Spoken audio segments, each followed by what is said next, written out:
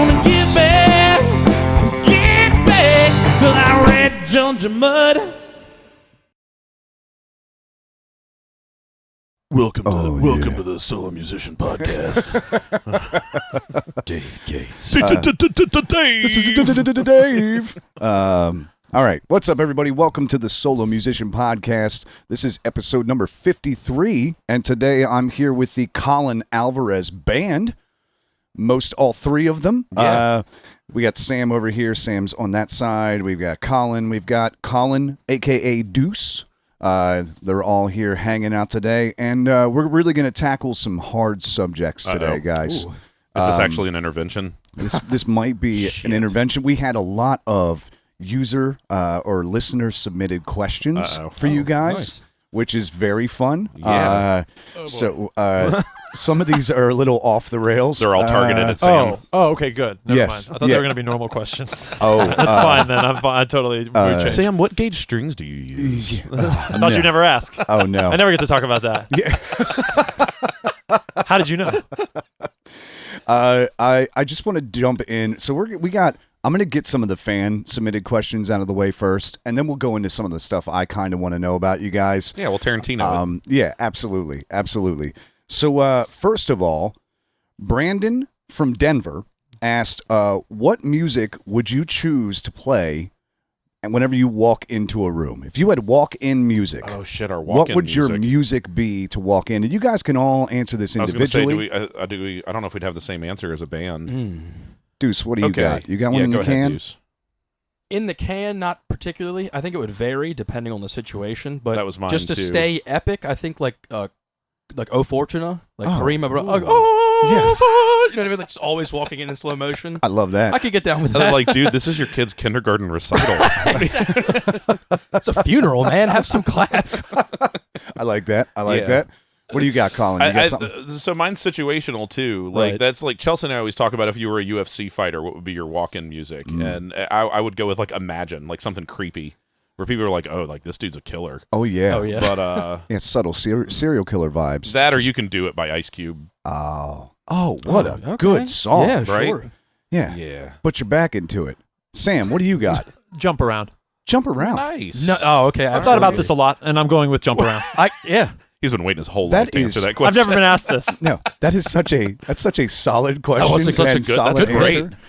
Thank you, Brandon. I wish there was any kidding at all. Yeah. Totally Thanks, serious. Brandon. Yeah. Brandon. Thank you. Yeah, that's a good question. Jump around. That you're really bringing the energy. Absolutely. With jump around, like immediately. I don't consider myself a terribly serious person, so I don't want to mismanage people's expectations. Is my main concern. That's good. Well, and word to your moms, he came to drop bombs. Oh yes, absolutely. I love it. All right, let's move on. Question number 2. Steve from Lancaster asked, "Would you rather fight one horse-sized duck?" Or 100 duck-sized horses? Horse-sized duck for me. Really? Yeah. You think you could take a horse-sized duck? I think I could take down a horse-sized duck. Still pretty thin. Yeah, it's like thin neck, real spindly legs. I mean... Like, I feel like I could take one knee out and the fucker go down. But what if it's all horse-sized? Like, what if it's got like a big, thick horse neck? Well, then it's just a horse duck. Like, I mean, we're talking like duck proportions, but of a horse. We are one letter away from having a real complication of this conversation. A horse what now? Yeah, I was like, what did he just say? You heard me. How about you, Sam? Dude, the duck-sized horses don't have a chance. Look at me. That's tall. true. That's a good point. That's true. It's Sam would weasel stomp the shit stomping out of day, them. dude. You know what That's I mean? That's a good point. So if we're talking about my safety, I'm taking the easy way out. Okay. All right. Deuce. I'm with Sam on this one. Right. All right. I was thinking more for the people. Like, people would want to watch me go The first thing I thought, though, was the same thing you thought, which was, could I get around its neck? Yeah. Like, if I had a horse-sized duck, could I get... One sweet, quick kick to those skinny-ass legs. Yeah. Like, the fucker's going down, and I've got his neck, like, right in my face. Good point. My assessment was no, I wouldn't be able to take it, though. I'd probably go for the little guys. Also, just a herd of tiny ducks or tiny horses is terrifying to me. I don't know why. Horrible. Like, I don't know that I could take out 100 of anything. Like, I feel like I could get 50 of them. Terrifying. But like the last 50 are going to be a problem. Could you imagine 100 squirrels running at you? Yeah, it's horrifying. My pants. Yeah, be a real problem. Yeah, I'm not here for that. Yeah. I was I jumped so deep into this question when I saw it, and I was like, "Can you rear naked choke a duck?"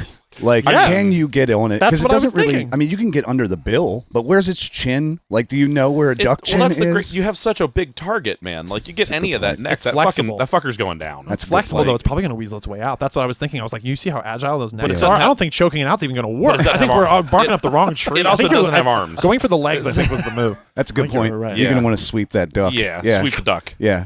What a productive area of discussion. Yes. Well, just being at the farm show, like I was just at That's the fair. farm show the other day, and I was like, I saw a horse, and Looking I'm at like, the horses all oh, crossed, man. like, yeah, I'm like, up, this could be a fucker? real problem. real issue. Yeah, they're way bigger than I thought they were. Yeah. All right, this is more of a statement that I kind of want to get your reaction to. Okay. In 2024, pop music was the most popular genre on the radio, okay, accounting for 31.4% of the 5,000 most played tracks on radio. So almost almost a third. By definition, wouldn't it be the most popular? Okay, It sorry. should be. It should be, right? It says rock came in at 8.8%, country came in at 8.7%. All right. And those were the two runner-ups. Blues fell at like 4.5%. That's higher than I thought it would which be. is way higher, Yeah. than I thought it would be. Why do people have such shitty taste in music?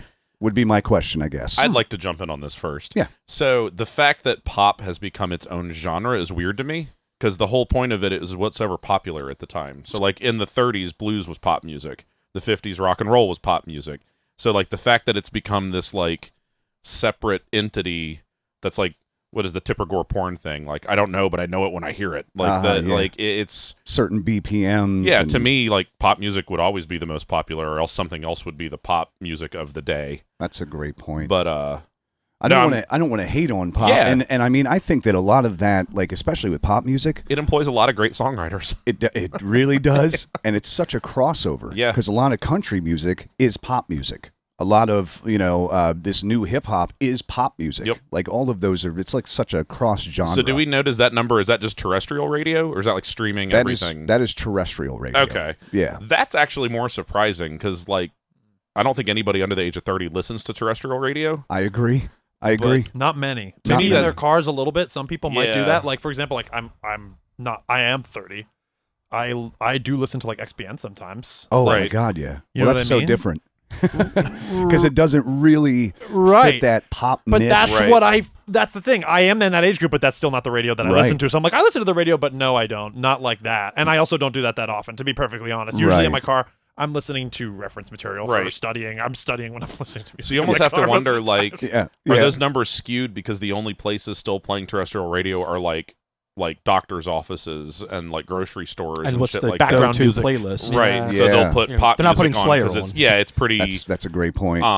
Middle of the road. non-confrontational. Exactly. It Very is. good way to put it. yeah. Yeah, I'd like to see those numbers if they could somehow account for streaming, but I know none of the streaming services like release publicly. Yeah, like they don't tell anybody. now. Yeah. Yeah. But to me, that's like Nielsen ratings for TV. Like, if you're not putting Netflix in the equation, like, it doesn't. Who the fuck still watches cable right. like regularly? Right. Like, it's just not You're not going to acknowledge a huge part of the market. Then right. Your numbers yeah, don't. yeah. Like, the it's not- main way which- people. The terrestrial numbers thing, or the terrestrial radio numbers thing, still matters though, because that shows, if anything, how that medium is changing and what that medium is still doing. So, like, it kind of shows us like pop music probably is more high on that list for the reasons that you mentioned, like people using radio as like a utility, Yeah, as like a Right. soundtrack for their business, which, you know, for better or worse. understandable. Yeah. Yeah. I think radio in general has often been treated like a background music thing, as where people aren't listening as actively. So of course it makes sense that pop music would be at the top of that, no matter what age group was listening to it. Also, because we discussed pop music's already underdefined at this point anyway, Right. and it's not really a genre. It's describing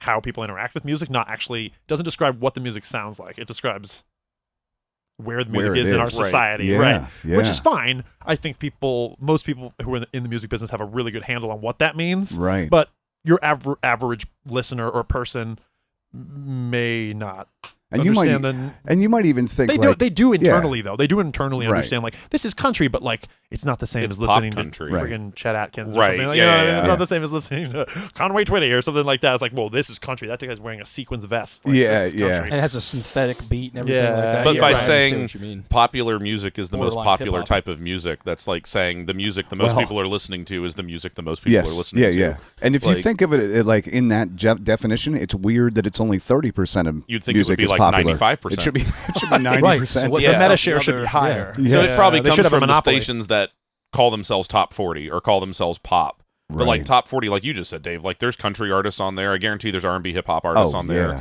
There's pop artists, whatever we want to call that. Right. There's everything. So yeah, that's I've always had a weird relationship with the term pop, like Yeah. the genre. Mainly, I guess, because being into genres of music that are generally underrepresented, like blues. Like I look back to when that was a popular genre. Like it's I don't know. It's a weird. That's a tricky one. But yeah, It's a like you tricky said, one, yeah. 30 is a weird number. It seems like it should be either less or more depending on how you're defining Right. that. But again, it's terrestrial And radio. so- WXPN, a side note on that, I love, that is probably my favorite radio station. I discovered Black Pumas on there. I discovered Mount Joy. I discovered all these awesome artists that I really love. So I'm not familiar. What number So is that on? They're the- out of Philly. That's Okay. 88.7. There's another broadcast at 91.7 maybe That's in this right. area. That's Is it a right. college Sometimes station? depending on where you are in the Harrisburg area, one of them works better than the other. I've had this issue. Like Gotcha. the closer you get to York, one of them's better. Like 89. Anyway, you can Google it easy. It's like Yeah. it's linked with NPR. Yeah, it's an in some NPR way. Yeah. affiliate station. So it's like an independent music Yeah. station. The They only play thing classical and jazz on the one version of it Yes, too. There's yeah. like classical and jazz, and then there's like the more like pop radio that plays like Black Pumas and the Yeah. old 97s and all like the local Philly stuff. They're always like plugging local Philly people and all that. right, right. It's a, Wholesome radio station for sure. it's a Yeah. great station. The only thing that sucks is they have a annual member drive where you have to listen to them beg Just like for NPR. money like Yeah. 4 days. My favorite is when Oh. they do the like, if you people just give us money, we could fucking stop this earlier. Right, And you can yes. get back to listening to your music. Yes, Yeah. yes. I can't complain though. Every time they do it, Yeah. I'm like, yeah, well, that's yeah. And we They- all sit they there and have listen. to have it. We all sit there and listen and be like, I should really send them money. And Oh, then you I've just- sent them money. Yeah, I've they're- done that they're with worth it. NPR I was like, before, if anybody's going to ask me for money, that's pretty. I can understand it. Yeah. So- All right, let's move on. Yeah. Jessica from Towson, Maryland. She said, what's one thing people know about you that they probably wish they didn't? Is there anything that you could think professionally or of? personally? You can pick it. I don't think that there's any. She didn't put any guide Sounds rails pretty on personal. this. It Yeah. does. It does feel very personal. So anybody got anything that you could think of? Sam is dying over there. I like it. Deuce is really. I'm really racking my You brain. are, Yeah, right? I I'm see trying it. to think of something. I mean, I feel like quasi-professionally is my absolute deep, undying love of Michael McDonald. Oh, yeah, that's a That solid one. Every song is better sung by Michael McDonald.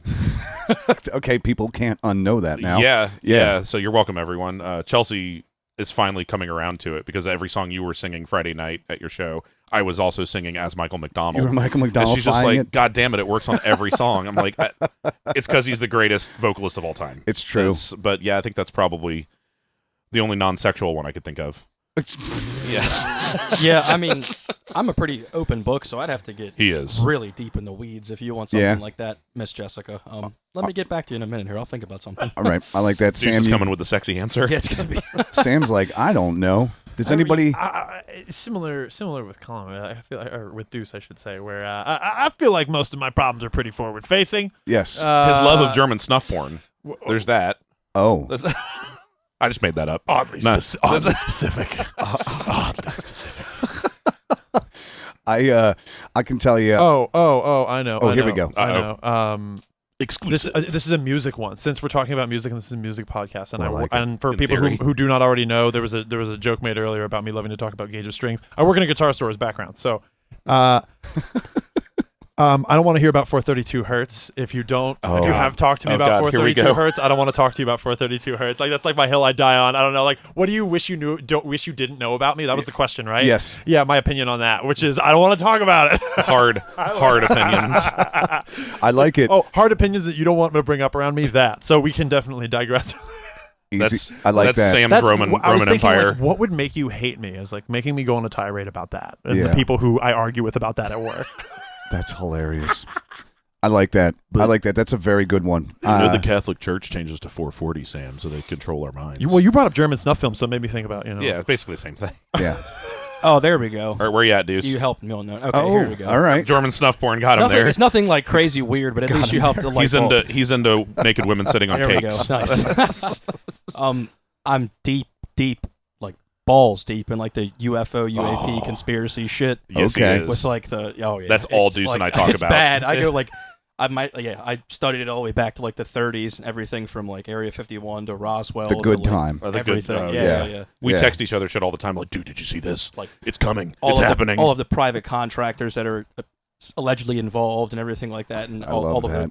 I like to follow the money too, which is, you know what I mean? Like, and this was the when last huge time we chunks ever of it saw go Deuce. missing, and then like these certain So much politicians getting yeah, right, here we go. I'm Yep. getting We're never going to see Deuce again. Yep, this No, is the So if end. there's any drummers looking for a gig, reach out to I am colinalvarez.music. dying in the next week. Can't say that into the mic, buddy. No. Yep. Nope. Oops. We're going to need to edit that out, Dave. That's Dave, hilarious. Jesus. Yeah. All of a sudden the transmission just stops. What happened? The last comment about when we Hey, were guys in was fun. suits are here. Yeah. Hey, is that Will Smith? Hors d'oeuvres are here. All right. We're gonna move on. Next question. So horse-sized duck. is where we Horse-sized. land. Yes. This one is more of a statement, and I'm just going to we'll start with you, Deuce, and then Colin, and then Sam. Yell the first word that comes to your mind. Right now, What do you got? cheese. Cheese. Protrude. Jeff I like it. All right. Thank you. with a GEOFF for Obviously. the record. Moving on. All right. Matt from Harrisburg asked, this is specifically for Colin, Oh, and Jesus. I would like you guys to answer this as well in whether you share his viewpoint Oh, or you God. disagree with it and you have one of your own. Matt from Harrisburg asked, why do you, Colin, hate Morgan Wallen? And do your other band members share that view? And if not, who do they hate? Speaking of pop music, I feel that Mr. Wallen is a pop shill and that he will say whatever he needs to do to get famous, much in the line of Florida Georgia Line and the many bedazzled country artists that have come before him, that he's a pandering pile of garbage with no creative influence whatsoever in our industry or zeitgeist. So you don't really base it on much. No. No. Oh, and he's a racist piece of shit. We'll put that out there. Thinly veiled racist. Yeah. So, Finley. yeah. No. Or not veiled at all Yeah, racist. I feel like it's. And he's one of these disgusting country artists that's like, but I've got a black friend, so it's cool. I'm not 100%. racist because I know a black guy. Yeah. And that's why I have the Ellen Wallen t-shirt. Okay, Yeah. perfect. Love. And by the way, I love that T-shirt. Dude. Sam, how do you feel about Morgan Wallen? Do you share that viewpoint? Would you like to call out somebody else that you're not a gigantic fan of? You know, Hard takes. I would take the high road here and say that I don't know enough about Morgan Wallen to have an opinion, but I trust Mr. Alvarez's opinion in this matter based on what has already been presented to me thus far on this individual. I would not comment further. I would like to defer. Certainly not. I would not offer him any support. Okay, that sounds safe. Much more diplomatic.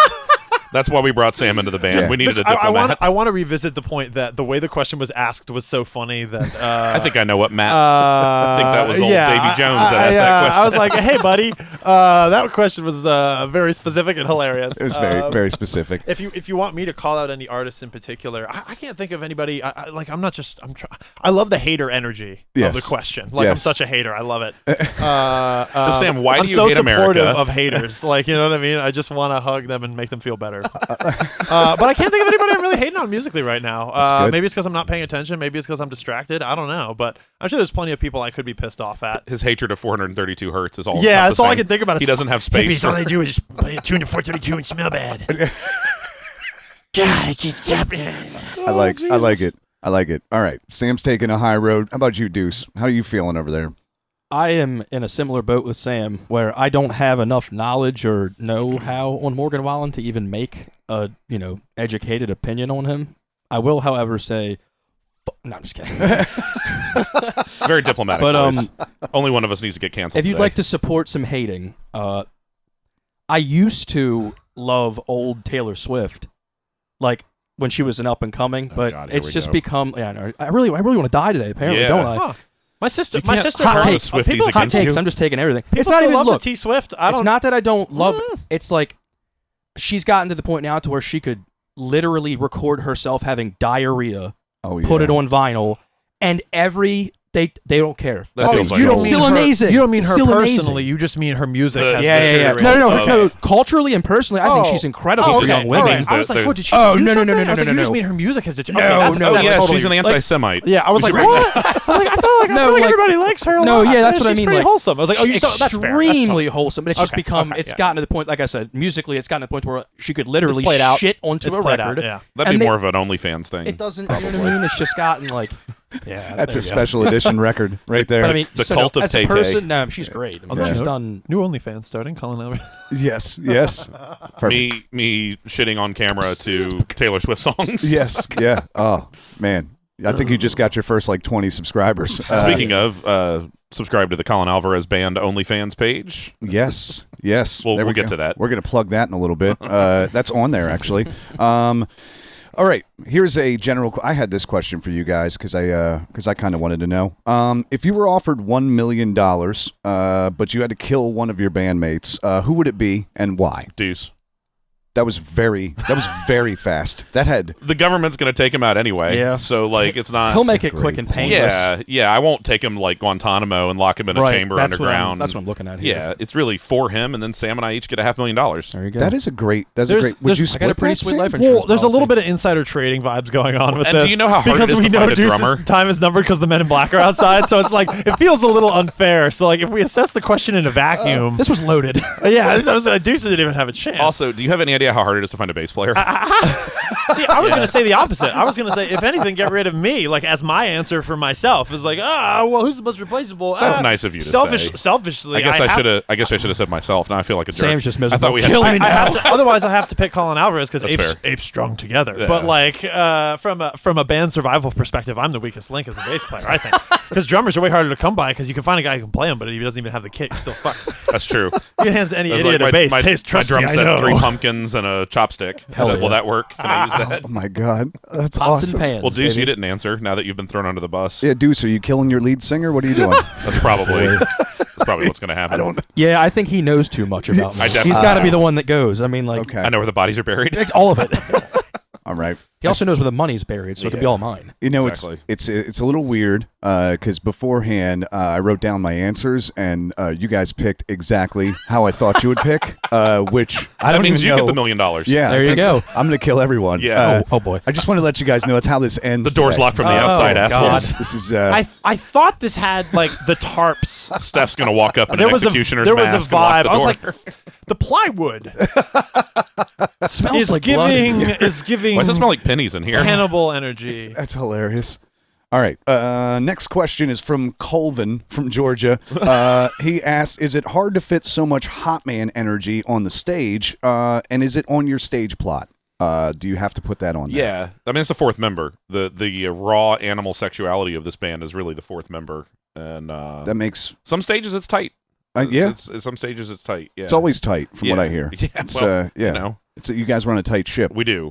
Yeah, There have been times where I've been sweating and then realized that's not my sweat. yeah, That's Colin's sweat. it's true. Occupational hazard. It's true. Yeah, sometimes we sweat on each other.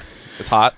Yeah. Yeah, It's Yeah. close. Sometimes Yeah. it's even smoky. We Yeah. found that out recently. Oh God. Oh. And, Which uh, contributes to more sweat. super hard to wash a ugly Christmas sweater. Oh yeah. That's Especially when it has right. electronics in four it. times to get the smell out. Yeah, That's right. I showed up to Colin's ugly Christmas sweater party and he wasn't wearing a Christmas sweater. I'm like, what happened here? And he's like, yeah, I can't get the cigar smell it out was of in it. a cigar bar. Yeah, for the sake of the party, I didn't wear it because I didn't want to stink the whole I place didn't up. want to taint Like, the room. And I don't know how to wash it because it has electronics in it. Yeah. oh my god, that's right. I had the fucking lights. Yeah, Oh yeah. Oh my god. Yeah, you Like, can't wash lights. That was you win. Generally. the ugly You generally sweater. shouldn't Yeah, wash typically lights. I don't recommend. As an electrician, I Yes. would not recommend. Yeah. Not unless I'm wearing them. Yeah. right. And you're washing it in your man sweat. Yeah. Yeah. This question was submitted by somebody anonymous, and I know why. Let's just do it. Musicians in general have fragile egos. Oh Jesus. Why are we such a conglomerate of pussies? Was the question.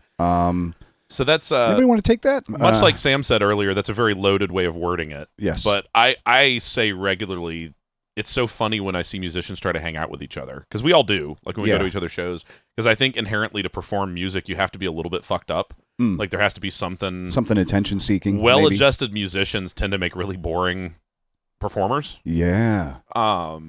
So it's always weird, like when we all get together, because like a lot of us can put on a pretty good face, but there's something like broken. Right. I think. Well, it's because we talk so shittily to ourselves most of the time. Yeah. Well, Jesus. The self. Chelsea describes it as like self-hatred and also huge ego at the same time. At the same time, it's the weirdest thing. Like, and I think we kind of all have it. And like are we the first band you've had on? Yep. So it's interesting too, because like every iteration of band I have, bass players and drummers all fall into certain like, and singers. Everybody falls into a stereotype or a thing, and lead singers especially, and solo musicians of course. It's that weird like I'm a piece of garbage, but I'm also way better than you. Yeah. But it's that felt like a personal attack. What Dave. the fuck? Dave Gates. Jesus. Dave. Dave. But yeah, gentlemen, what do you? Sam, you got any take on that? Sam has a take. Look at that face. Sam's like, I don't have a fragile ego. What the fuck you? I'm gonna take this opportunity to shout out stand-up comedians because we're all just hiding behind instruments. Motherfuckers just go up there with just microphones and slay and be like, I just like, as to the we're pussies part. That's a good point. Specifically. But I think Colin's right. Everybody makes art to cope with trauma, whatever you want to call it. And be vulnerable. Our art specifically sometimes hits it more on the nose, and then people are just like more aware of it in a less subtle way, where like, especially like lyrical content a la pop country music. My dog in my truck and my tires and such. Maybe you're a song. Yes. Park by the Lake, 80 miles from Santa Fe. Yeah. Banger. So I think we're open enough about it that we know each other knows, and then we don't hold each other accountable. Okay. Because we know each other is consistently not accountable. So that's why you see so many flaky musicians and people who don't show up on time or don't show up at all and quit, whatever. It's just because, I mean, most artists are like that. Yes. But you're in a reggae band right now, right? Yeah. Do you have any brass?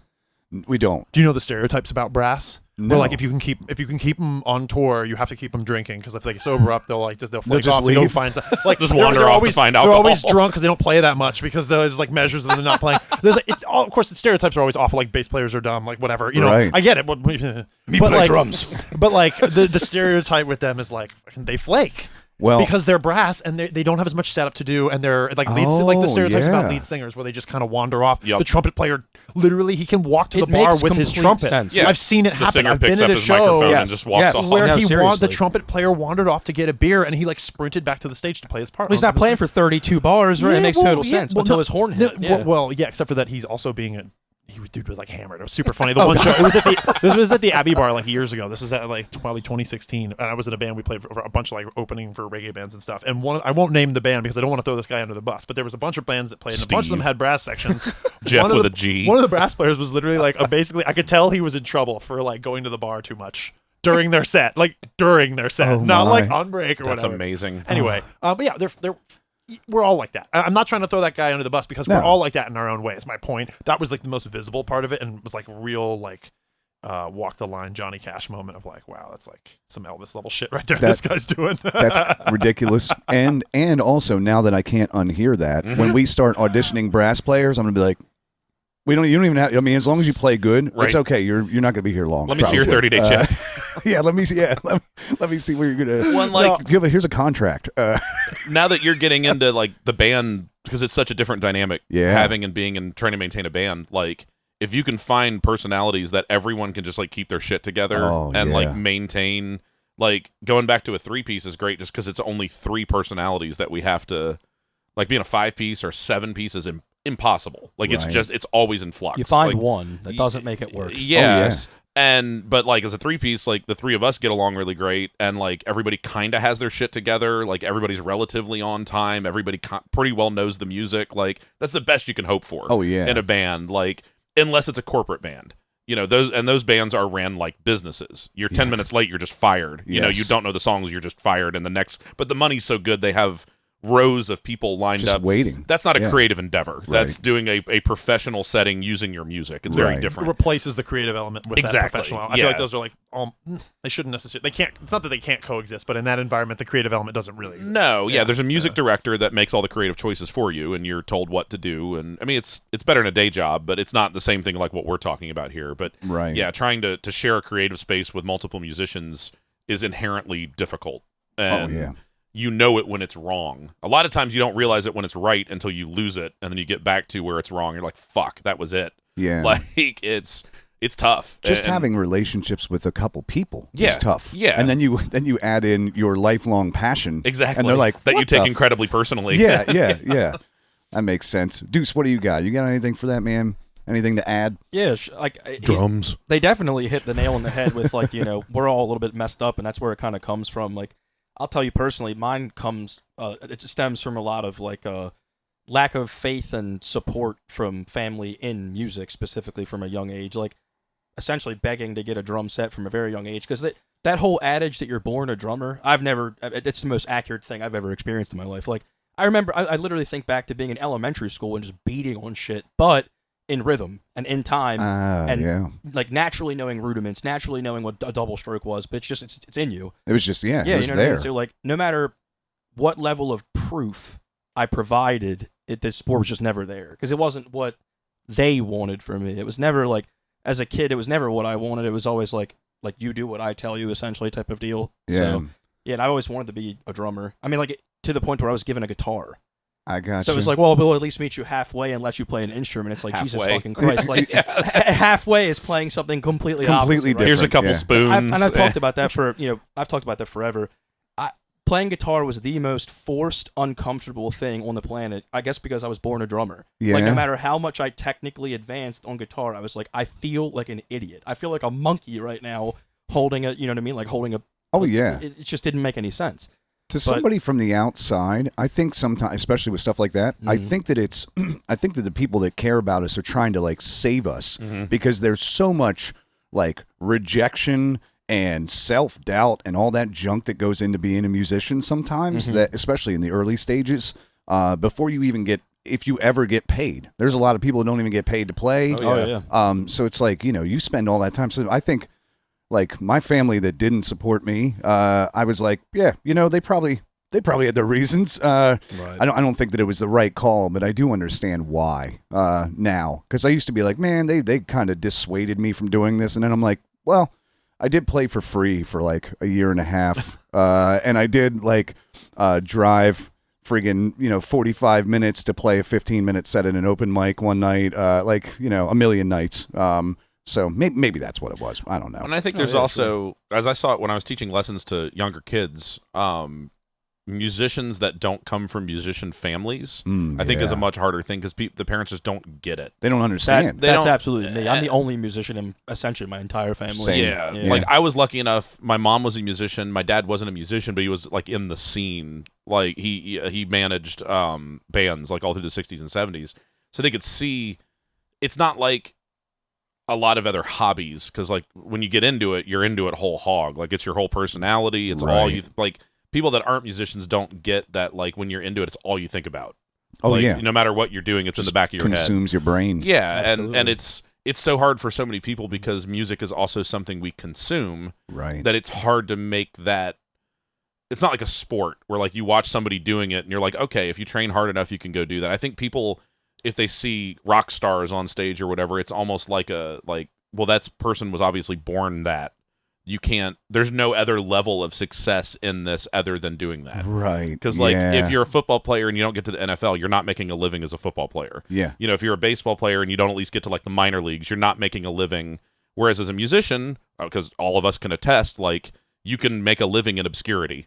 Oh, yeah. You don't have to be a superstar. I've paid my mortgage a couple months from Yeah, VFW same. income. Yeah, Jesus, exactly, yeah, we buy groceries my regularly entire from Gig mortgage Money. has been Yeah, paid from Yes. fucking VFW income. Like, And are you that's- kidding me? to someone yeah. who I'll doesn't. never do that with a sport. I know that. Yeah, and Yeah. to somebody who doesn't do that, just don't think they get it. I don't think it's, right. and like you said, I think it's them trying to save you from like that idea of like, well, you're not going to be in that 1% or half of a percent or 1% of 1%. It's 0.25% is the amount of people that make it to like the upper level of music. Right. To make a living off of music, you're under 10% of the population, like of the musician population. Right. That makes sense. Which is I guess it's a very narrow window to hit. Well, yes and no. Musician's also a broad term. Right. I was going to such a say, broad term. I bet that percentage Little would be very kids, different from we were just talking about adults, 18 and up. That's still a huge amount of people who just have a guitar and basically don't play it. So like,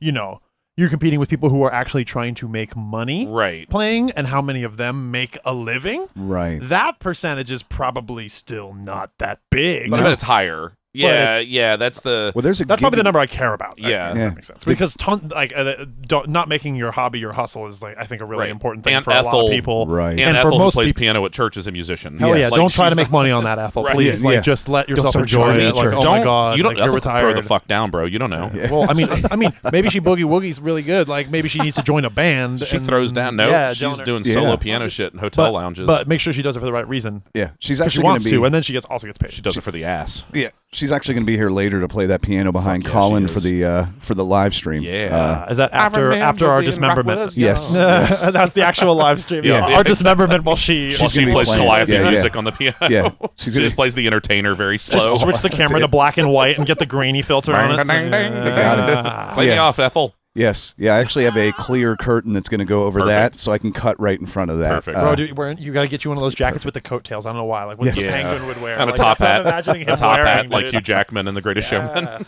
I like that. All right. Proper Yeah. butcher. Anywho. Next group of questions Double. are I'm labeling them. Let's get in our feels, because I'm going to ask you how you feel about a couple If you make things. me cry, Dave Gates, Okay? I'm not doing the live stream. All right. Well, prepare to not How do does the it live feel to know stream. your father doesn't love you?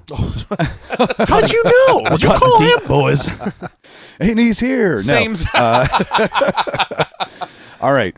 How do you feel, and everybody can answer this individually, how do you feel about AI-generated music? I'll let you guys go because I have thoughts. Not a fan. Not a fan? I think it's the whole. It's a human creation. That's the whole point. That's the whole, yeah. So as far as, like, if you go to an AI music generator and you plug in an idea to it and it spits something out, your opinion is that it's a little bit less than probably, somebody that actually puts in creative time and there's a cerebellum behind it. And That whole like adage. It's about the journey, not just Yeah. the destination. Yeah. The journey is very important with a musician. that makes sense to me. Sam, you look like you're saving something up. Oh yeah. Well, I mean, I for one, in the future, plan on pretty much having to submit to our cyborg overlords. So like, chip me up, dude. Like I don't, from a survival perspective, I accept that I'm going to be subjected to a lot of this nonsense for the foreseeable future. Yeah. So I'm trying to find a way to cope with the existence rather than try to like be in denial about it, because I pretty much agree with the overarching statement. I think most artists in general, it's not even really about music. I don't think. Just the AI in creation. general with creative shit. There's like the meme of like, why is the AI making the art while I'm doing the fucking dishes kind of thing? Of like, That's a great this point. isn't what this is for. I'm not mad that it can do it. I'm mad that it's like stealing people's ideas, right? Like it just Right. trawls the internet for other people's music and then makes its own. Right. Like it is stealing. Like there's the whole, which you hear a lot of like painters and visual artists and graphic designers complaining about that part because their art's being stolen like crazy from AI. Sure. Do you think it's relative to like musicians being like, that song was stolen from me, but it's just a common progression? Or no?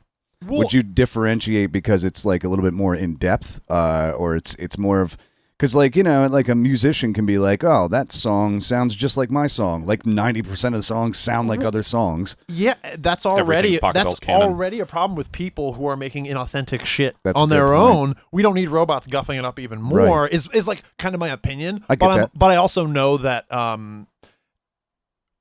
people vote with their money, and when they hear AI music, it's probably not going to be good. So the problem's going to. Right. I don't want to say it's going to solve itself. It doesn't mean it should be getting made. There's like a lot of people talking about like, should this even be allowed? Should blah blah blah blah blah. which the implications of everything being on the internet is like, oh, this is the bed we made in being on the internet for 20 years. Like, oh boy, here it is. Like the other shoe is dropping. Now robots are stealing all of our ideas. And Everything. Now it doesn't matter that you had that idea 15 years ago because now a robot has it, and it's too late. Like if you put it, it's kind of too late, Right. in a lot of ways for people to avoid that fact. But I'm not gonna lie. Like I think it's good. I think it's very problematic, and the next couple of years are going to be crazy as far as setting precedent for like what's kosher. What are, like, for example, a business wants to make a commercial and they need a song for their commercial. Who's getting the money for that song? Oh, yeah. Like that kind of stuff. Like that's what the AI music actually matters, right? Because if people are making it for fun as a meme and they're not making any money on it, then who gives a shit? Yeah, absolutely. Like the AI art generators, like they're all fun and games. Yeah, when they're somebody's on their hilarious. phone being like, Yeah. look, I made a ha ha ha, I made a he he he. Arnold Schwarzenegger's a and then they're frog. like deep faking political candidates doing things that are illegal to like get them in trouble. Like, and it's like, Right. oh great, here we are. It's like the same version of that's going to happen with music. Think about the time frame too. It's been a drop in the bucket. Like AI's been around for like 5 years, and we're already deep faking politicians saying legal things. Right. That is terrifying, dude. Yeah. I mean, the The South next Park 10 guys, or 15 years. the South Park guys did Sassy Justice with a deep fake thing like back like 2016, 2017 to try yeah. and they were I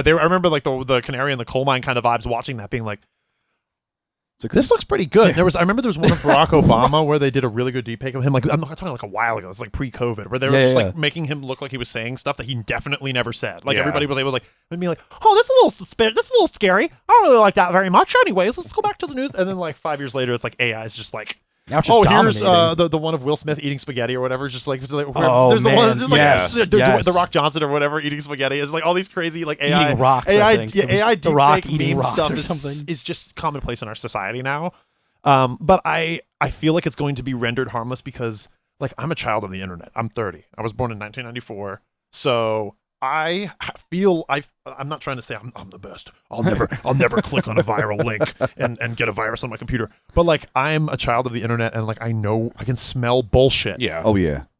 Digital bullshit. Like Right. I understand. Like I've been playing video games my whole life. Like I see really well. I can distinguish between different shades of gray really well. It's only tricking Like, the boomers. yeah, like, that's. I know it's Unfortunately, they're the AI. ones that vote right now, but in 20 years, it won't be an issue. Well, Right, no, but it's right. getting better. It's going to be to It the point is, where even yeah. we can't tell. But right now we can tell, and it's like we still need to like make the right call while we can tell before it's too late. And I feel like it's probably not going to go super good. I don't know, but humans will find some way to guorilla. I think keep AI out of their art, one way or another, and it may push us back to physical media more than the internet because the AI on the internet's so bad. I think artists are going to be like, I don't want to put my stuff on the internet because it'll just get stolen. Right. In like right. a more meaningful way than just like dollars and cents. Yeah. So That's a very well thought out answer. I've It been is. talking. Appreciate that. My girlfriend and I have talked about that quite a bit. I like that. I will say. So, Colin, what do you got? so man? we had a pretty in-depth conversation Christmas Eve about it at the house with me, you, and Steven. Oh, and, yeah. That's right. So I have a different view on it. I see it as a tool. I think AI generated anything probably isn't great. I look at it like auto-tune. You know, the same old heads, Neil Young, you know, of like, I'll never use that, it's garbage, because they hear T-Pain. Oh, yeah. But don't yeah. understand that everything you hear on the radio is auto-tuned. Everything. You can't put music out now that's not. People will be turned away from it. Right. At least T-Pain's using it as an effect. Exactly. Like he's actually a good singer. He's like the Trent great point. Reznor the of real that. Where the scary he's, auto-tune is that the person you don't know Yes. is using it. Whereas like that guy actually sucks at singing, but Yeah, they auto-tune it to sound like he doesn't. Like Yeah. T-Pain, it's like obvious. Yeah, because I mean, Christ, Cher was doing it in 2004. Yeah. You know, to an effect, and for the record, I'm not necessarily shaming people for doing that. But there's a difference. Yeah. There's a Right. difference, and there's a perception difference. I but think is important. much in the way that Melodyne and autotune, we get the folk artists that go against it, and that's fine also. But it's a Right. tool. Every song I've got out is auto-tuned. So I see AI as the same thing. It's just a little bit stronger, so it's scary because it's new. Right. But the people, the next generation, the ones that are 10 right now, won't see it that way. Just like we don't necessarily see autotune as a scary thing. That it can be taken to absurdity, of course, just like anything else. You can have AI write the whole song. But like I've used it when I get stuck songwriting. We played with it that day at the house of just ask ChatGPT, write me a that's verse right. based on XYZ. And if you use the whole thing, it's plagiarism. But you might get a cool phrase out of it. You might get a cool, like, oh, I didn't think it's taking it that direction. Yeah, it's a spark. Yeah. Just like, I mean, at what point, at what point do you stop? So, like, if AI is not okay to help you in songwriting, can you use a rhyming dictionary? Right. Because those aren't words that are in your head. Can you use a thesaurus? Because you didn't know the other words for that. Like, I know when we were talking about it, Steven was kind of like, "Oh, it's different." I just disagree. Like, I don't think it's different. Like, it's new, so it's scary, and it's digital, and it's AI, and obviously that's become like such a hot button term. You know, if everybody's afraid of AI, everybody's afraid of AI. Like, it is what we make of it. At the end of the day, it's created by humans. Like, until it actually becomes sentient and takes over, like, we are still in control of how it's used. Right. And like Sam said, it's not good enough yet to where you can't tell it's AI generated. Like, when I hear these ridiculous, like Frank Sinatra singing Gangster's Paradise, like, I'm not like, oh shit, I didn't know he recorded that song. Like, it's a funny meme. Well, I mean, like, I can tell you that the outro music for my podcast is AI generated. I was wondering, I was going to ask you about that if 100%. Yeah. And it sounds like a southern singer. It does. Yeah. It's just soulful and beautiful, and it wrote it in 25 seconds. Yeah. And I was like, because I did it as an experiment, because I was like, I kind of need an outro song, and I wanted an intro song for my Thursday Thoughts podcast. So I just typed, like, for my intro song for the Thursday Thoughts, I was like, write a song for a podcast hosted by Dave Gates called Thursday Thoughts in the style of the Beatles.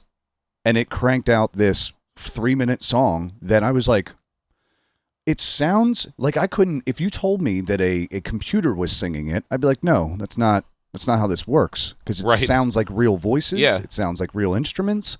And at the same time of me using that as something for me to not have to hire somebody, basically, because I'm not making money off podcasts, so I'm like, I'm not fucking spending money.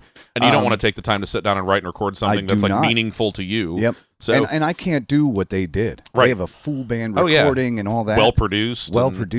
So there's a term for that in our industry called industrial. It's industrial music. Yes. You know. Yeah. And in that, the Asimov idea of how do we want AI to help us and make our lives easier, no musicians enjoy creating industrial music. Okay. And I don't mean like Nine Inch Nails, you know, right. Music for transition a training music, video for corporate Applebee's, music, corporate music, commentary, as well. So a smart song, you know, the grumpy songwriter is, it's taking work from me. The smart songwriter learns how to do AI prompting and tells that HP doesn't care if the song that you get them for their training video is AI created. Right. So why not use AI to create that, and you can do 15 a day instead of cranking 1 out a day analog. I still felt, I got to be honest, I still felt a little shitty about it. And I still feel a little bit shitty about it, because I'm like, yeah, I could have hired somebody to do it. I could have wrote it on my own. But at the time, like, I wanted to do it, and it came out with such a good product that afterwards I was like, well, fuck. Like, what am I going to do? And I just... Nope, I stand on my morals and values while everybody else is like using it for that kind of use. The thing with that, though, man, like, yeah, you could have, but you could also hire a band to play every morning for you in your bedroom. That's a good point. Like, you can't really do the could have, because would you have hired somebody and paid them $500 to write and record a teaser at least? Yeah. And for 30 seconds at the end of your podcast. Right. That at the end of the day doesn't need to have emotional content. Nope. It's literally just a way to get out of your podcast. Right. Like, that's the whole taking work out of the musicians' mouths. It's just, they wouldn't have had that work anyway. Right. It's you would have probably just done something quick on an acoustic guitar for yourself, or just had nothing. Right. Like, it's not, we have to be smarter as musicians. We can't be Neil Young. Neil Young is allowed to be how he is because he's already a millionaire. Oh, yeah. Like, yeah. He can stand on his morals because he doesn't need the work. Right. But if we all learn to use it as a tool, and like, okay, Flinchy's called you and wants you to do a jingle for him. So maybe they want you singing it, so have AI write all the music for you. You just throw in a vocal track on it, and it's there. Be transparent. Don't tell them it was you. Tell them, yeah, I used AI. Right. But it's a tool. Like, I just see nothing wrong with it at all. It's just a different way of being creative to me. Like, anyone that's played with prompts with ChatGPT, you can be very creative. We use it for social media posting. Oh, yeah, all the time. So, like, yeah, so we're taking work out of a copywriter's mouth. Like, if you want to be technical. Right. You know, we could be hiring somebody on Fiverr to write all of our social media posts, but we're not. But because we're also personally invested in music, it's like we take it a little bit harder, and there's no reason to. It's just another tool to me. Like, it's not a popular take. Everyone I've talked to about it do not receive it well. I like the difference of opinions. Yeah. That's awesome. Yeah. That is our whole next album is AI Entire. Yes, the whole thing. That's- All right. It's a front. It's a yeah. front. We don't even play. We just I mean, Deuce will be dead. We'll be dismembered, yes, so it doesn't exactly. really matter. Yeah, it doesn't matter. Yeah. the holograms will perform on Yeah. stage. All right. Next question for how you. Let's get in our feels again. How do you feel? This is brand new, by the way. How do you feel about the federal banning of TikTok? And the reason why I ask that is because so many musicians use TikTok to market themselves, to put up small clips, to do all this. Recent statistics for the United States show 140 million active accounts in the United States. That's half the population of the freaking country. So, and as of January 19th, I believe, it's supposed to be completely federally banned in the United States. Holy how shit! do you feel it about actually that? passed. I'm sorry, It's- what was that date again? So The nobody. 19th. So it was January never 19th? purchased. January 19th. Yeah. It was never purchased by an No. American company that's No. No, going it was not. Yeah. I think Holy it's, shit. I think it's all pandering and virtue signaling for the old heads. Like I think it's the old people that are clutching their pearls that China somehow is infiltrating us through silly yes. 30-second long videos. It's the Yeah, same. they didn't need TikTok for that. No, it's the No. same people who are like, well, I don't want the CIA listening in on me. It's like, what the fuck are you talking about that you think the You CIA have gives a shit? Smartphone first. Yeah, of all. I don't know. So, Like get you out- said- get- I agree. Like TikTok is spyware. But you have to make an argument. It's like So is Facebook. Like that's my point. You have to Right. make an argument that not everything else is too. So and it's anyone like, that really thinks the Chinese government's more dangerous to us than our own is not reading any news. Yeah. Like, 100%. like yeah. the wolf's already in the henhouse, people. Like China, we don't need to worry about China. Like, Right. and now I'm gonna get killed. Oh, well, and Sam takes over the band. yeah, Christ, Yay. who knew this was happening Yeah, today? I think it's just along the lines of that. So, like my, whenever I was hooking up all the cameras and stuff for this program that I use, it gives me the option to use my phone camera. Mm-hmm. Okay, so I can connect it through. It's usually through Wi-Fi as a Wi-Fi camera. And what I was blown away by, and I don't know if everybody knows this out there in listener land, but your phone has 3 cameras. It's not just the one facing you and one facing me. It's also one facing straight down out of your phone. Every single phone has it. It's called a desktop view camera. No matter where you're holding your phone, it's looking down. So it's seeing everything that you read. It's seeing everything that's on the counter around your house. It scans that constantly. That's a real thing that happens. Yeah, that's why your Facebook ads. You don't even have to talk about shit, and your Facebook ads know. You got it. Like what you're looking for. Yep. It's And it has a bunch of uses that they kind of describe it for, but it blew my mind when I first saw that because I was like, I know that you get the Facebook ads, you get all these things that are tailored to what you look at, but I didn't know that we had another camera in our phone that's just looking at whatever we're looking at down below. This is news to me as of right now. Deuce Yeah. is like, oh shit. I kind of.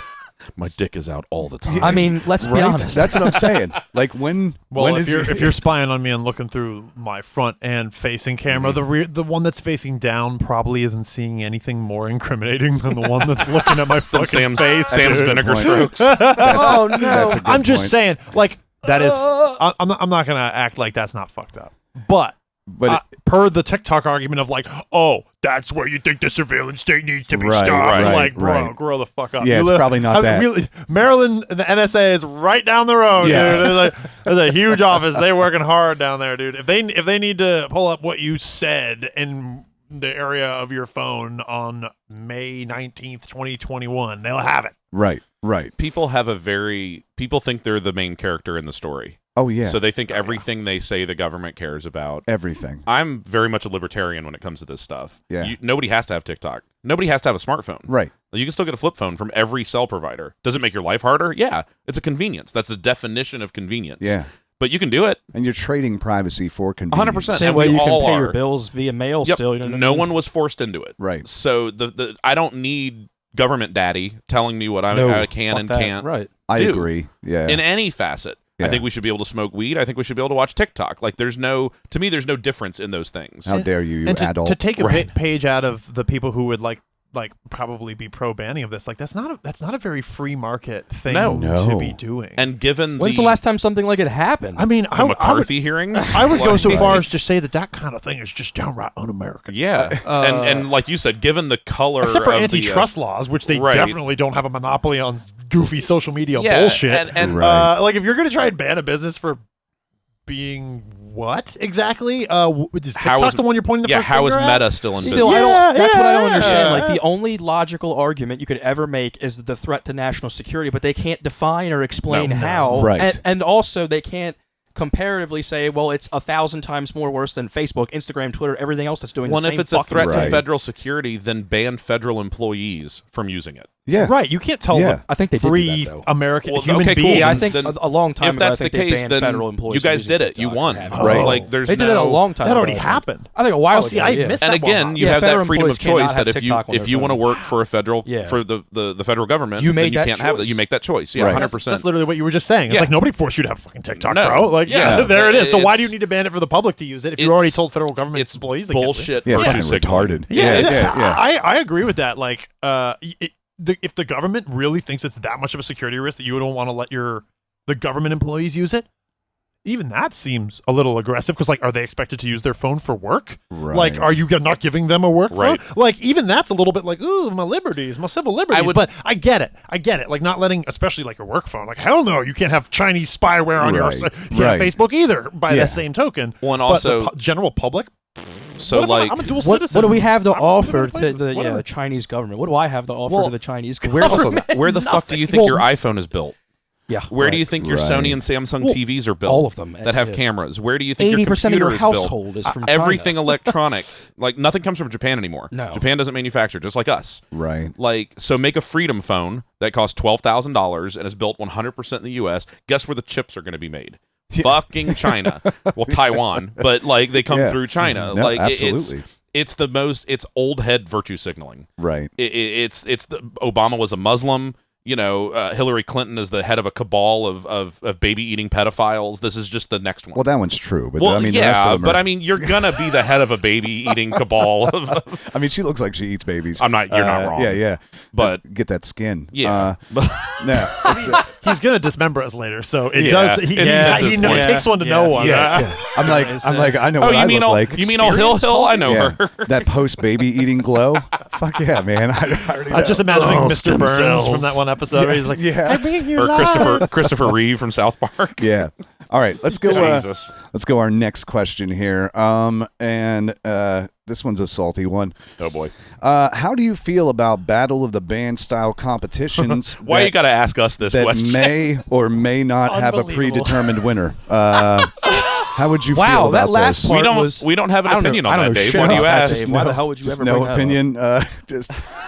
I just you Son know of a bitch. You just mean I like, missed something? You mean like when the other bands are hugging And saying, no nice members to see of you the again? judging committee? Nice to see you again. Like, what do you mean again? could Like, be a what are you real talking problem. about? Yeah, I hear it's I hear it can be complicated. Oh, there's that third band we I'm found really- to join the other two. I'm really What? glad we didn't do this podcast 4 months ago. Yeah. Because I've got Christ. some clarity on it now. Yes. As a whole, Battle of the Bands are detrimental to the music scene.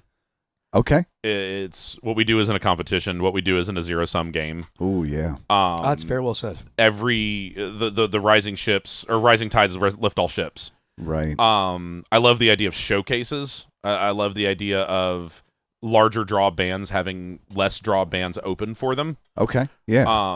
I think in the particular case that's being referenced here, the term Battle of the Bands was used to raise more money for the headliner. Okay. Okay. Which is fine, but be transparent about Be that. open about Yeah. what's going on. It's gross. Like, it's a thing for high schools. We went into it because we saw an opportunity. I don't think we'll ever do it again. Yeah, I doubt it. It's just gross. It feels gross. It feel like when you play a showcase, you're buddies with the other bands. You know, maybe the headliner's an asshole, and all the openers can commiserate over what an asshole the headliner is, or whatever. Right. But it's a community. You know, music is community. It's not a this isn't American Idol. Right. Like, And when you make it, it's- you inject that competition into it. Now you're tainting it. Well, now you've got the crowd feels like they can't cheer for the other bands because that's Yeah. taking away from the band they're there for. That's So a good That was point. palpable when we played it. palpable, Extremely palpable. Like- and it's It's like just, a legion. It was against my better judgment for us to do it, but the carrot on the end of the stick was so big it was Oh, hard yeah. to say no. Yeah. Yeah. But it's the second we pulled up, there was an error about it that just felt. I could not believe it was that fast. It the felt, second we it pulled felt up. gross. Yeah. Like, and it is. Well, I'll never do another one because we're not 16.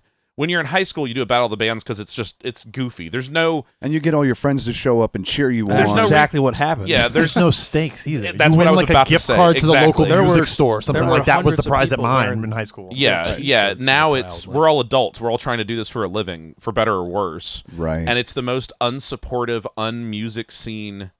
It's the opposite of an open mic. You know, when you go to an open Right. mic and it's full of musicians and you get the starters yeah, you that don't are vote there at the end. No, Show me yeah, that exactly. Venn diagram. Pull out the open mic and battle of the bands, and then there's just Right. like a tiny little sliver of people in the same room with music. Yeah, right, exactly. Guitars are in the room. Everything else is different. Yeah.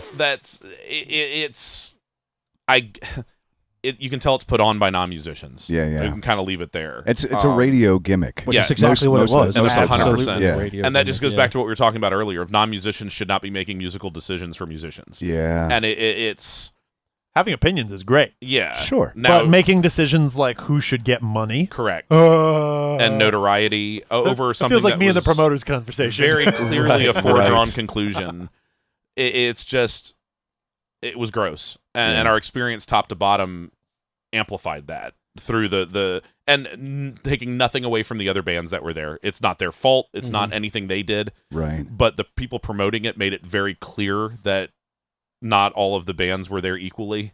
Made it clear that it was not a competition. Made it clear that it was an afterthought because they needed 3 bands in it. Yeah. Yeah, we very much felt like the third band they found. Not like we were selected. And Because, I mean, there was a to the whole... point we were announced the wrong name twice. On mic. Like, I mean, Like, across... Exactly. Which, if it's a festival, whatever, but it's a fucking competition. To a point to where, like, imagine, you know, Right. announcing one band, the crowd goes nuts, and then the guy goes, oh, wait, shit, never mind. It's these it's guys. this band, crickets. Like, go fuck And yourself. then we've got to You gotta start. be It's like, kidding me. and a 1, and a 2. That- like, yeah. You're gonna do it twice. Twice. Like, not to be that guy, but that's why you're a market 2,000 radio DJ. You Yeah. probably make like 28 grand a year. But you guys That's are probably- losers that's probably at an Rocky overstatement. 98.5. yeah. That includes tips. Straight up losers at 98.5. It was just yucky. Like there's no other way to put it. And it sucks too because we met the other guys. The other bands were cool guys. Like we had a good time chatting with them. But it's even hard to do that because you feel like you're in competition with each other. Yeah. And like sitting there, like what the fuck are we doing here? It felt like Right. that. The thing that was frustrating is we canceled a good gig Correct. for the opportunity. Yeah. And as we're sitting there, it's like we fucking know For better. good people. Yeah, Yeah. we know better than this. Yeah. Like this isn't who we are. This isn't what we do.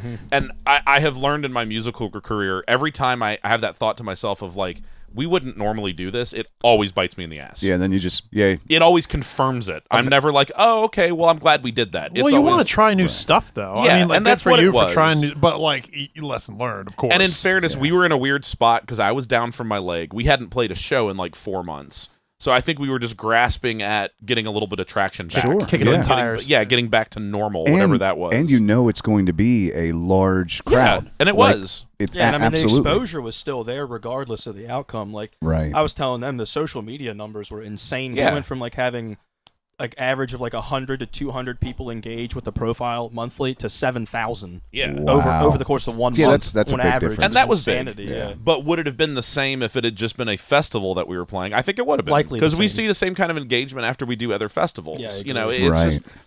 just it's very clearly being done by someone who's not in the music industry. Like Right. and doesn't get it. Like doesn't understand the community. And what worries me is when they bring in less experienced artists, then those artists get a distorted view of how our community is. Yeah. And that's where you get those people that don't want to chat with you and like, oh, you're my opener. Oh, You know, it's yeah, like, yeah. Okay, you're just the last. You're not the headliner. Right, Like, right. You're playing at 11 o'clock at night and no one will be in there. Unfortunately, when you get less experienced artists in scenarios like that, I mean, if their sample pool is 1 and that's the experience they've had, that is the music community to them. Right, right. And the guys that played before us, that was their second show. Mhm. Really good guys, Rust Hounds. Yeah. Give them a shout Yeah, out. They are, yeah. Shout out to Rust Hound. Great, like rock and roll, like AC/DC style, Yeah, like yeah, rock and like roll. roots. Just That's awesome. guitar But it was driven, literally their riffs, second heavy. show. So like all I can think is like, wow, this fucking shit show is these guys. 50% of these guys' experience Oh, yeah. as performing yeah. artists is this train wreck. Like That's how you learn. You gotta have those early soul crushing gigs. You really true. gotta punch in the teeth early. and Yeah. I hope they came out and then went and played a great gig after Right, that to right. see that it's not, you know. And those guys were fairly young. I don't I'd want see, I yeah. don't want that jaded we've all known those bands that either get to the point where they're selling out a show and are assholes to their openers, or never get there and even worse become that jaded, asshole. Right, the like, right. well, we didn't make it, so I'm going to make it This shitty for you. inflated self-image. of, Yeah. Like, do you, like, who the fuck do you think you Right. are?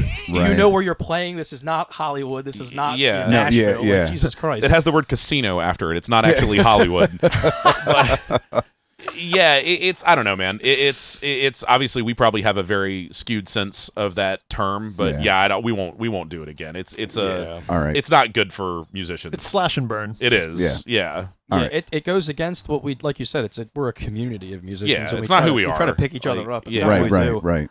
All right. Let's move. We're gonna move out of our fields. All right. All right, And cool. we're gonna tackle some What's other. your favorite color? Everybody breathe. Yes. We have a couple more user submitted questions, and then I'm going to ask you a little bit about the band and some normal questions. But do you think it would be more fair? I thought of this morning. Do you think it would be more fair to call yourselves the Colin Sam Band? We've thought about Sam Sandwich Sam Sandwich? with some Colin bread. Hell yeah. Sandwich. Sandwich. The old Sandwich? Sam, it's all capitals, S-A-M. I like that. I just thought of that this morning. I'm like, I wonder how the other guys. I mean, being in a band, and I noticed this a lot. I was talking to people about this yesterday. The lead singer is normally the face of the band. You're Right. the one that talks to everybody. You're the one that everybody knows by name normally. Where that's just the way that it is. And I don't know. I think it's because you speak, and it's like the thing in our monkey brain that's like speaker important, right? Yeah, so yeah. important, right? How do you guys feel any way about being in a band where the lead singer is the name of the band? Does that just struck me this morning as a question to just kind of? I mean, I would imagine not, but I don't.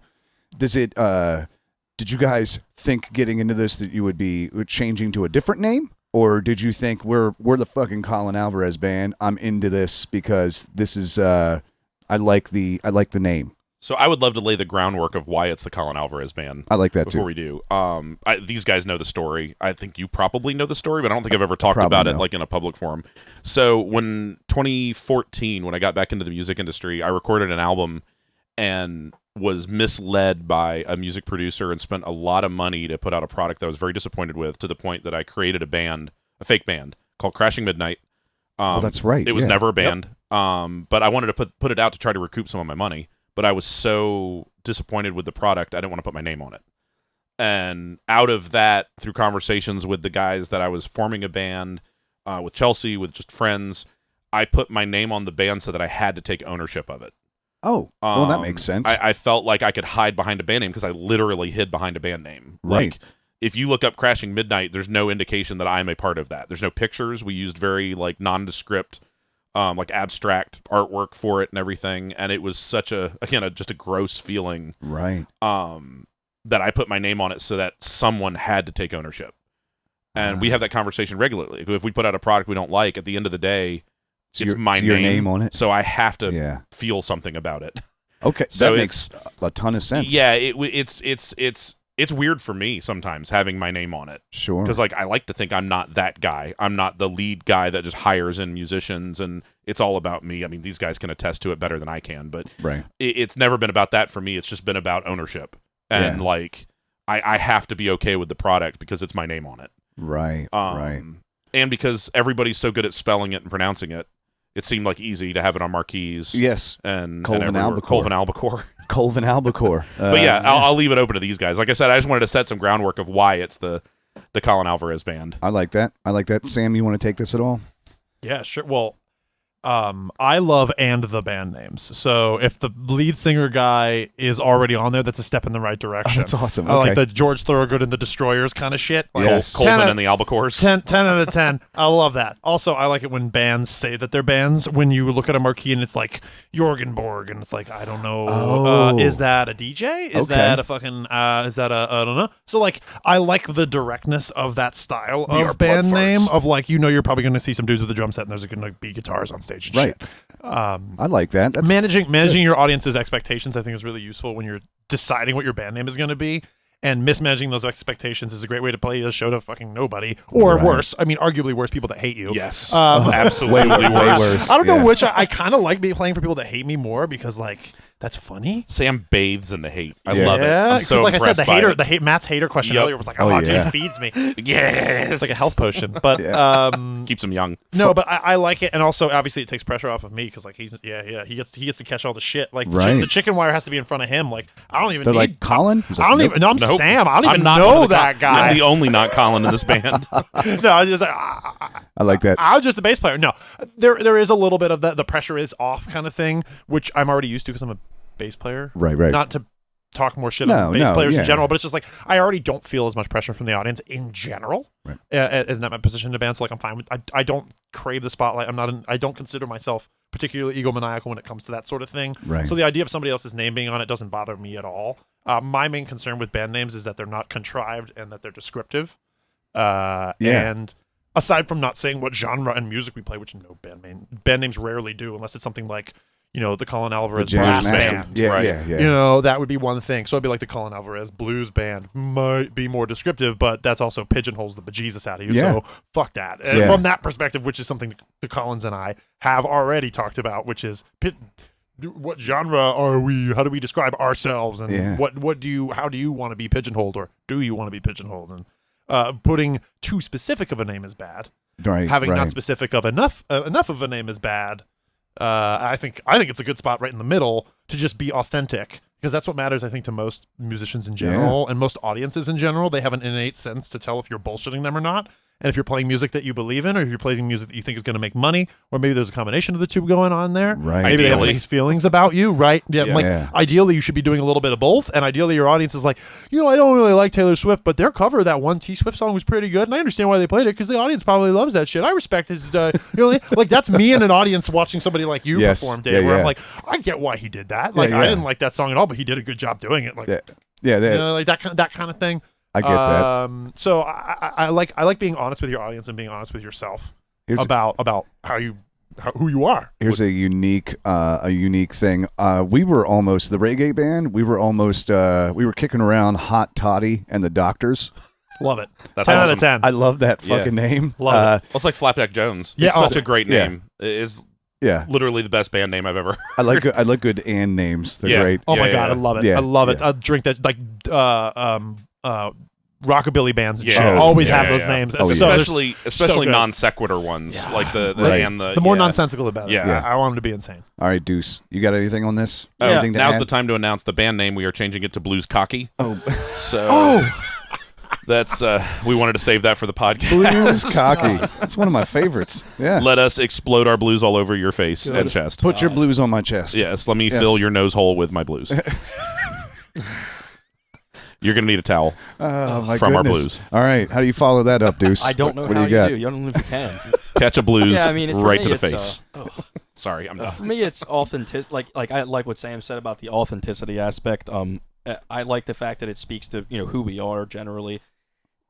We're three individual talents, but when it comes to the the shine, it does tend to be Colin a lot with the lead guitar solos, Sure, the flash, yeah. the singing, the vocals. So, A, I like that. B, there is the marketability aspect because, like he said, because of the fact that he started with the name, gathered it across these so many years, he's gathered a bunch of fans, a bunch of followers. So it's like it gets to the point to where it's like, could you change the name? Yes. Is it a smart business decision? Right. Maybe not. And we've tossed it around. We've more than tossed it once. around many times, and Yeah. it's like I just have no issue with it. Like you could call us the Cheese Whizzes. I don't Doesn't give a shit. matter. Same for me. You know what I mean? It doesn't Yeah, really it's- matter. It's about the product we put Yep. out, the name.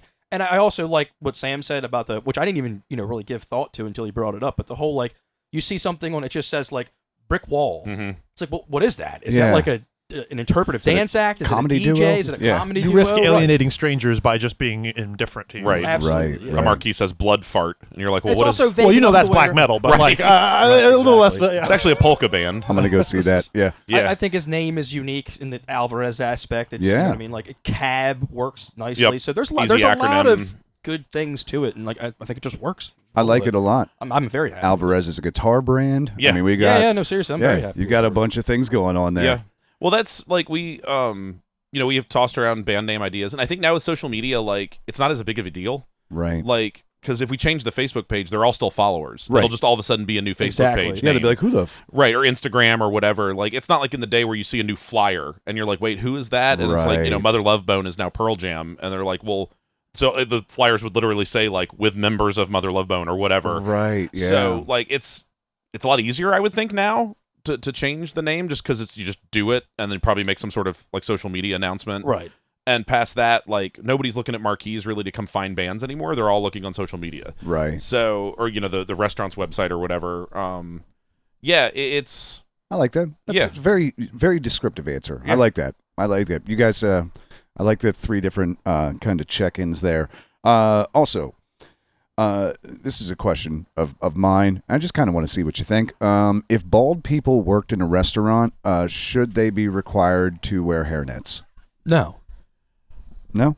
It's called a hairnet, not a bald net. Yeah, I mean, well, because I've so some of the places I play solo, I see bald guys wearing hairnets, and Really? it always rubs me a certain way. I just want to. I don't know that they feel. should be allowed in public. perplexing. And they should be kept in the dungeons working. Bald people in general. Yeah. Oh, okay. Yeah. I feel And personally gingers. attacked. I was going to say. I'm trying to get some hot takes, see if we can get some traction on this episode. There we go. No, yeah, Is that's weird. Is there a sweatband element to the hairband? There should be. Well, I think there is.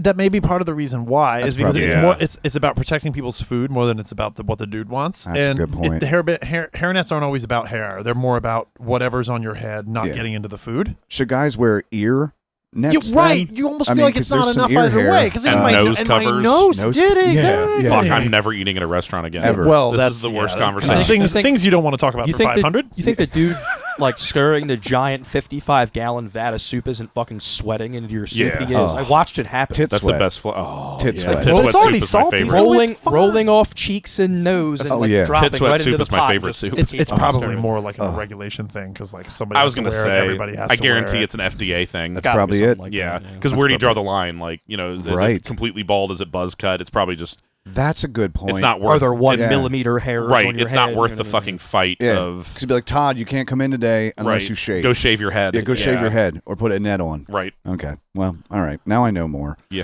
All right. Perry from Tampa asked, would you or have you ever stage dived? We'll start with Sam.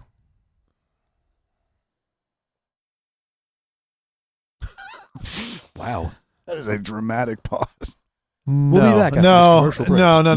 no. I was trying to think. Maybe when I was younger, there was some like show that we were playing that was like of the punk variety. That How many maybe I did years such of a thing. Rolodex do you think you went through in that? Like only Oh, 4. dude. In that only 10 4. seconds. The I can problem, hear vaults opening. the problem was the condition of the memories. The condition of the memories is very poor.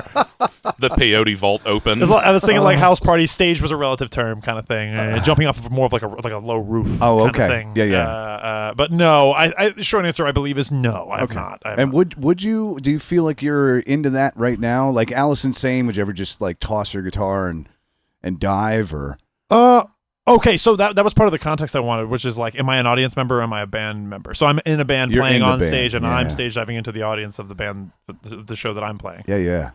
Yeah, sure, I would do that. Hell yeah. Oh, It just awesome. depends on the context, right? Like if it was the right music, it Sure. would have to make a lot of sense. There'd have to be like a certain if I'm amount in a of Dave people. Matthews tribute, probably not. A little for baby. example. That's a mainly good because I don't point. want those people touching me. Right. No, I'm just kidding. Right. You never- I saw Dave Matthews once. He was great. The show was a really good show. yeah, but you never get The that audience off. was, it was No. okay. The audience was okay. The show was good. The Audience- patchouli remains. Yeah. tailgating in Hartford, Connecticut, always a good time. Yes.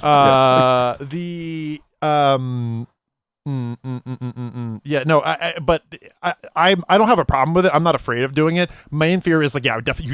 You said the part which is like, take your guitar off, because I was Oh, like, I'm right. playing, like I wouldn't do it with my bass though, because I totally kill somebody. Yeah, that's Jump into the yeah. audience, my headstock just like, Yeah. they're unconscious. Best case scenario. All right, Best like case. you know the videos in like a movie of like a dude Yep. like playing his guitar while the audience is carrying him. Yeah. It's like, no, somebody's losing an eye. doing Somebody, that shit. 100%. Yeah. All right, Colin, are you stage diving? Sam could not have set this up better. So in my earlier years, when I toured with the blues band, one of my shticks was during the song "Who Do You Love," I would not stage dive, but stage lay, where I would lay onto the hands of the people in the crowd Oh, just like gently. and play guitar solo while they like moved me around the crowd and poured whiskey into my mouth. That was a known shtick Wow. that we did. Um, More than once, I'd got things that weren't whiskey. But I A drank dick? a lot. Was it a dick? No. No. Yeah, it was a dick. You went just- straight there, dude. You, well, you weren't yeah. even like other liquids. I did- Maybe, right. we maybe were a all solid. we were He all was like, thinking dick. it. He was We were all like, thinking it. So I Molly, stopped when just 15 dicks just started slapping me in the face. I'm like, guys, one at a time. Wait your fucking turn. How'd you guys get up here? You greedy fucks. So, Ankle makes no sense. It was about that time I realized I was playing a male strip club. Where did all these dicks come from? So, fucking That's Netherlands. why they called it the grinder? I'm never going back to Denmark. I can confirm what Sam's saying is that headstock placement is dangerous, even on a guitar. Yeah. A bass would be a lot worse. It came about as I was the youngest member of this band, and we needed shtick. We needed stage stuff because it was a very like Brian Setzer-y type show. Oh, okay. And Was it an and the band name? yeah, it was. What was Yes. it? It was Patrick Vining and the fuck. What was it? Sorry, I didn't mean to derail you. Yeah, but anyway, yeah. So that was a move.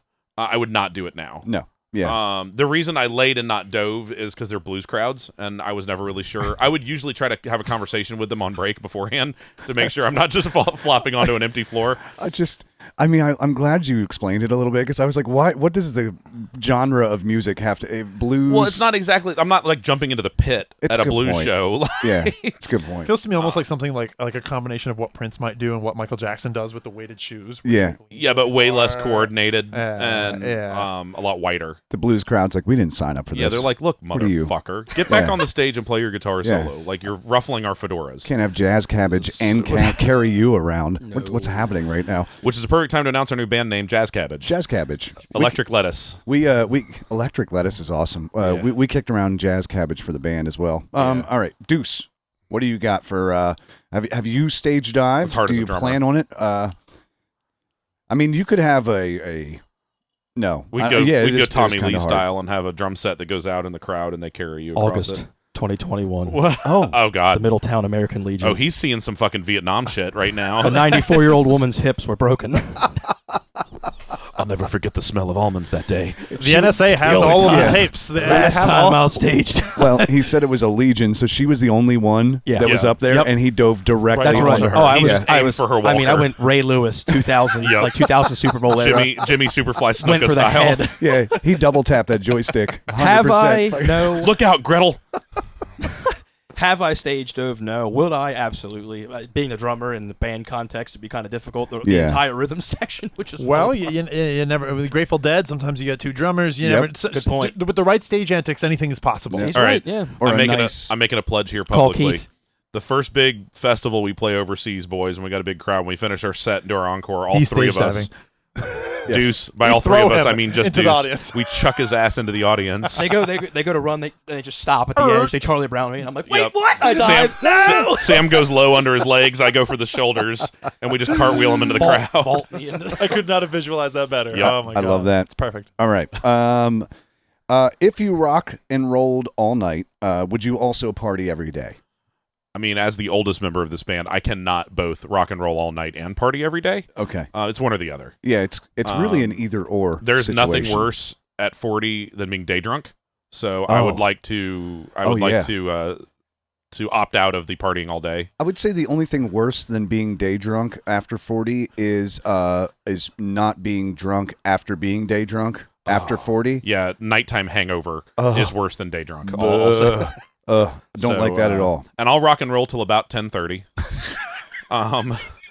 11 if it's a good crowd. But much past that, man, like I hate to say the hundreds need to start getting peeled off and thrown in the tip jar, but I'm getting sleepy just listening to that. yeah, it seems that so made late. me sleepy. one yeah. of my favorite things about Pennsylvania is that we do not rock and roll all night. We Not rock and roll anymore. at a reasonable hour. Oh yeah. Yeah. Every to- time I compared go to back, Georgia, from what every I time I hear, go back yeah. to Georgia and play a 10 to 2 gig, I'm like, the fuck are you people doing awake right now? Like, my show in Pennsylvania would have ended an hour ago. Yeah. I'd be at home eating Cheetos in my boxers in the kitchen right now. Exactly. But Instead no, I'm playing to you, you. yokels. Yeah. And I just lost every fan in Georgia. Oh, yeah. they love it. Yeah, I mean, just music in general. I know I've noticed it a million times. Colin, I know you're like, you don't drink.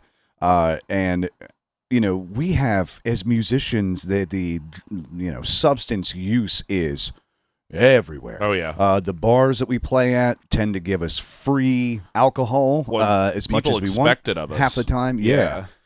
People expect to see you drink, especially as a solo act. They expect you to see you drinking. As a band, too, As a man. It's no band? different. Yeah. You can't be up there. They see you sipping water all night. They're Yeah. like, You "What almost the feel like you need to load a fake Marshall cab. Yes. Yep. Yes, exactly. So that's a move I do. I mean, I don't run into it as much anymore, but I would tell bartenders, like, if somebody buys me a shot, put Coke or Sprite, depending on Oh, what dude, alcohol that's they bought. so smart. I did that dude. for Tea's always a good did one. that for Holy years. shit, that's I told them big to brain. I Pick never would have pick thought a of soda that. that man. looks like Just- whatever yeah. they buy me. Sell the guy the shot. The bar loves it. Yeah, 'cause they're take his making fucking money. Fuck yeah, Right. take his money. You think he knows it's not Sprite? Yeah, and It's that vodka, I came mean, from come on. Right. from belligerent drunk people getting mad that I wouldn't take alcohol from. I stopped drinking when I was 26.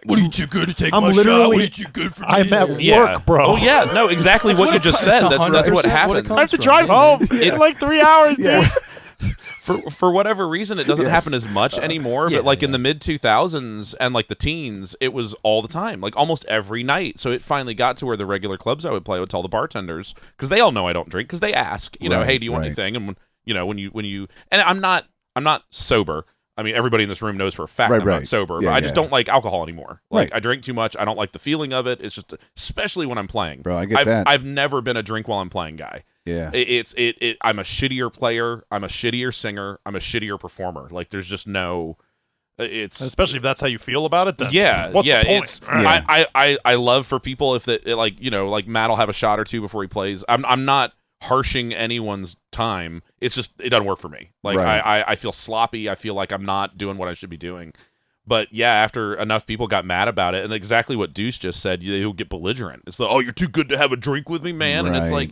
like, I don't want to smoke meth with you either. Like, it's just not something I do. I literally just want these people to like me. Yeah, so it's And just I was doing a good job. He tried to Right, buy me a yeah, drink, and yes. now he hates me. I Yes. literally had this guy in the palm of my hand, and Exactly. now he fucking hates me. Yeah, so it's easier just Yeah. to let the bar take the guy's money, make him think. I'll take a shot of Coca-Cola with him. That takes the politics out of it. That's so smart. That's so yeah, smart. so that's Yeah. kind of just how we approach I that. feel the same way about it, man. I mean, I've never been in a place where I'm like, wow, drinking in excess helps me become better. Right. Like, I've never thought that, but I'm also not the guy that's going to be like, nobody should drink. Yeah, Or no, think not at that all. somebody looks weird if they Yep. do.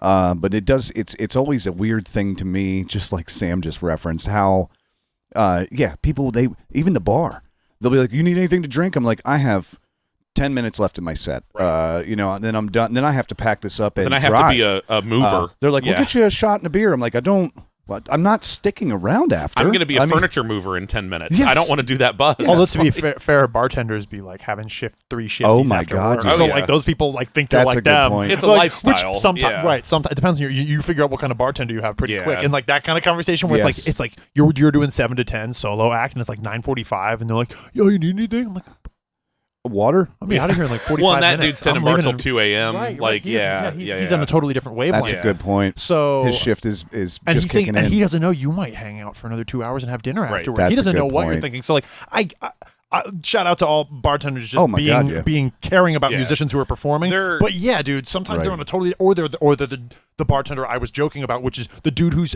at the bar after they kicked all the Right. patrons out until 4 a.m. He got the drinking. job there so he can get a discount on shots. I've known that bartender. Right. I've Yeah. hung out until We've all known that I've hung out bartender. late with that bartender before, for sure. Especially in the music industry, I feel like we've all probably Yeah. at least met that bartender, Right, Whether yeah. we've hung out with them or not. It's a hard thing to resist for some people, as it turns out. Well, Yeah. the biggest thing that we do is we're HR. Oh You yeah. know, our whole thing, the music is almost secondary. Our whole thing is managing relationships with the crowd, with the venue. So anything we can do to make the crowd have the time they think they're having, keep our bullshit out of it. It Right, doesn't matter what right. kind of day you had. And to me, the fake shot is that. This guy just wants to have a shot with the guy that's singing his favorite song. Oh yeah. I'm yeah, not yeah. going to begrudge him that. Yeah, it's It's just performative. A connection. Yeah, we're yeah. performing. Just like on, in movies, they don't smoke real cigarettes anymore. Right, like, right. it's I want that guy to have that experience. I want them to have the best time they can have, but I also don't want to get drunk. That makes sense. And They don't smoke real cigarettes in movies. They usually use like clove cigarettes or herbal ones now. why I yeah. think that young man was smoking a clove cigarette. Poor Marlboro. I know even now they do. They're never going to get their money. I know We're the worried Philip about Morris AI. company We're worried to about AI stealing from musicians. We need to look out for poor Phil Morris, dude. Philip Morris. Just him cradling really- the baby. I can't even it's- feed this it's baby really hitting the- cigarettes. It's really hitting the little guy. Yeah, yeah. There's no secondary smoke for him. How will he learn? They do CGI on a lot of smoking Yeah. in movies now too. So That it's makes just sense. a fake cigarette. Dude, that's Or funny. it's- or He's it's holding meth. a pen or whatever, Yep. like a green Black screen tar pen. heroin. Yes. Yeah. Yeah. Exactly. It's a black tar heroin cigarette. Cut out the middleman. All right. Straight I got one more interesting question. Sure. And then a couple kind of normal ones. We're killing it here. We're like an hour and a half in, I think. So Well, I figure there's 3 of us, so this podcast has to go at least 6 hours. oh yeah, absolutely, yeah. I brought my least. piss jug. At least everybody. Yeah. What? is You a guys don't perfect- have that? A perfect segue. The new band name Piss Jug Piss Jug. coming in 2025. Ray. Wait, what's Piss Jug Band Piss Jug and and the band. asparagus piss. do we know their last names from Trailer Park Boys, Ricky and Ray? Oh damn. Oh no. With all the piss jugs, you know what I'm talking about? Yeah. I don't What the know. fuck? I don't think we know the anyway, it doesn't matter. I was gonna say Ray something in the piss jugs. It's a right. great band name. Ray and the Piss Jug. Here is we are. great. Well, let's call it, boys. That's been a good podcast. Yes. All right.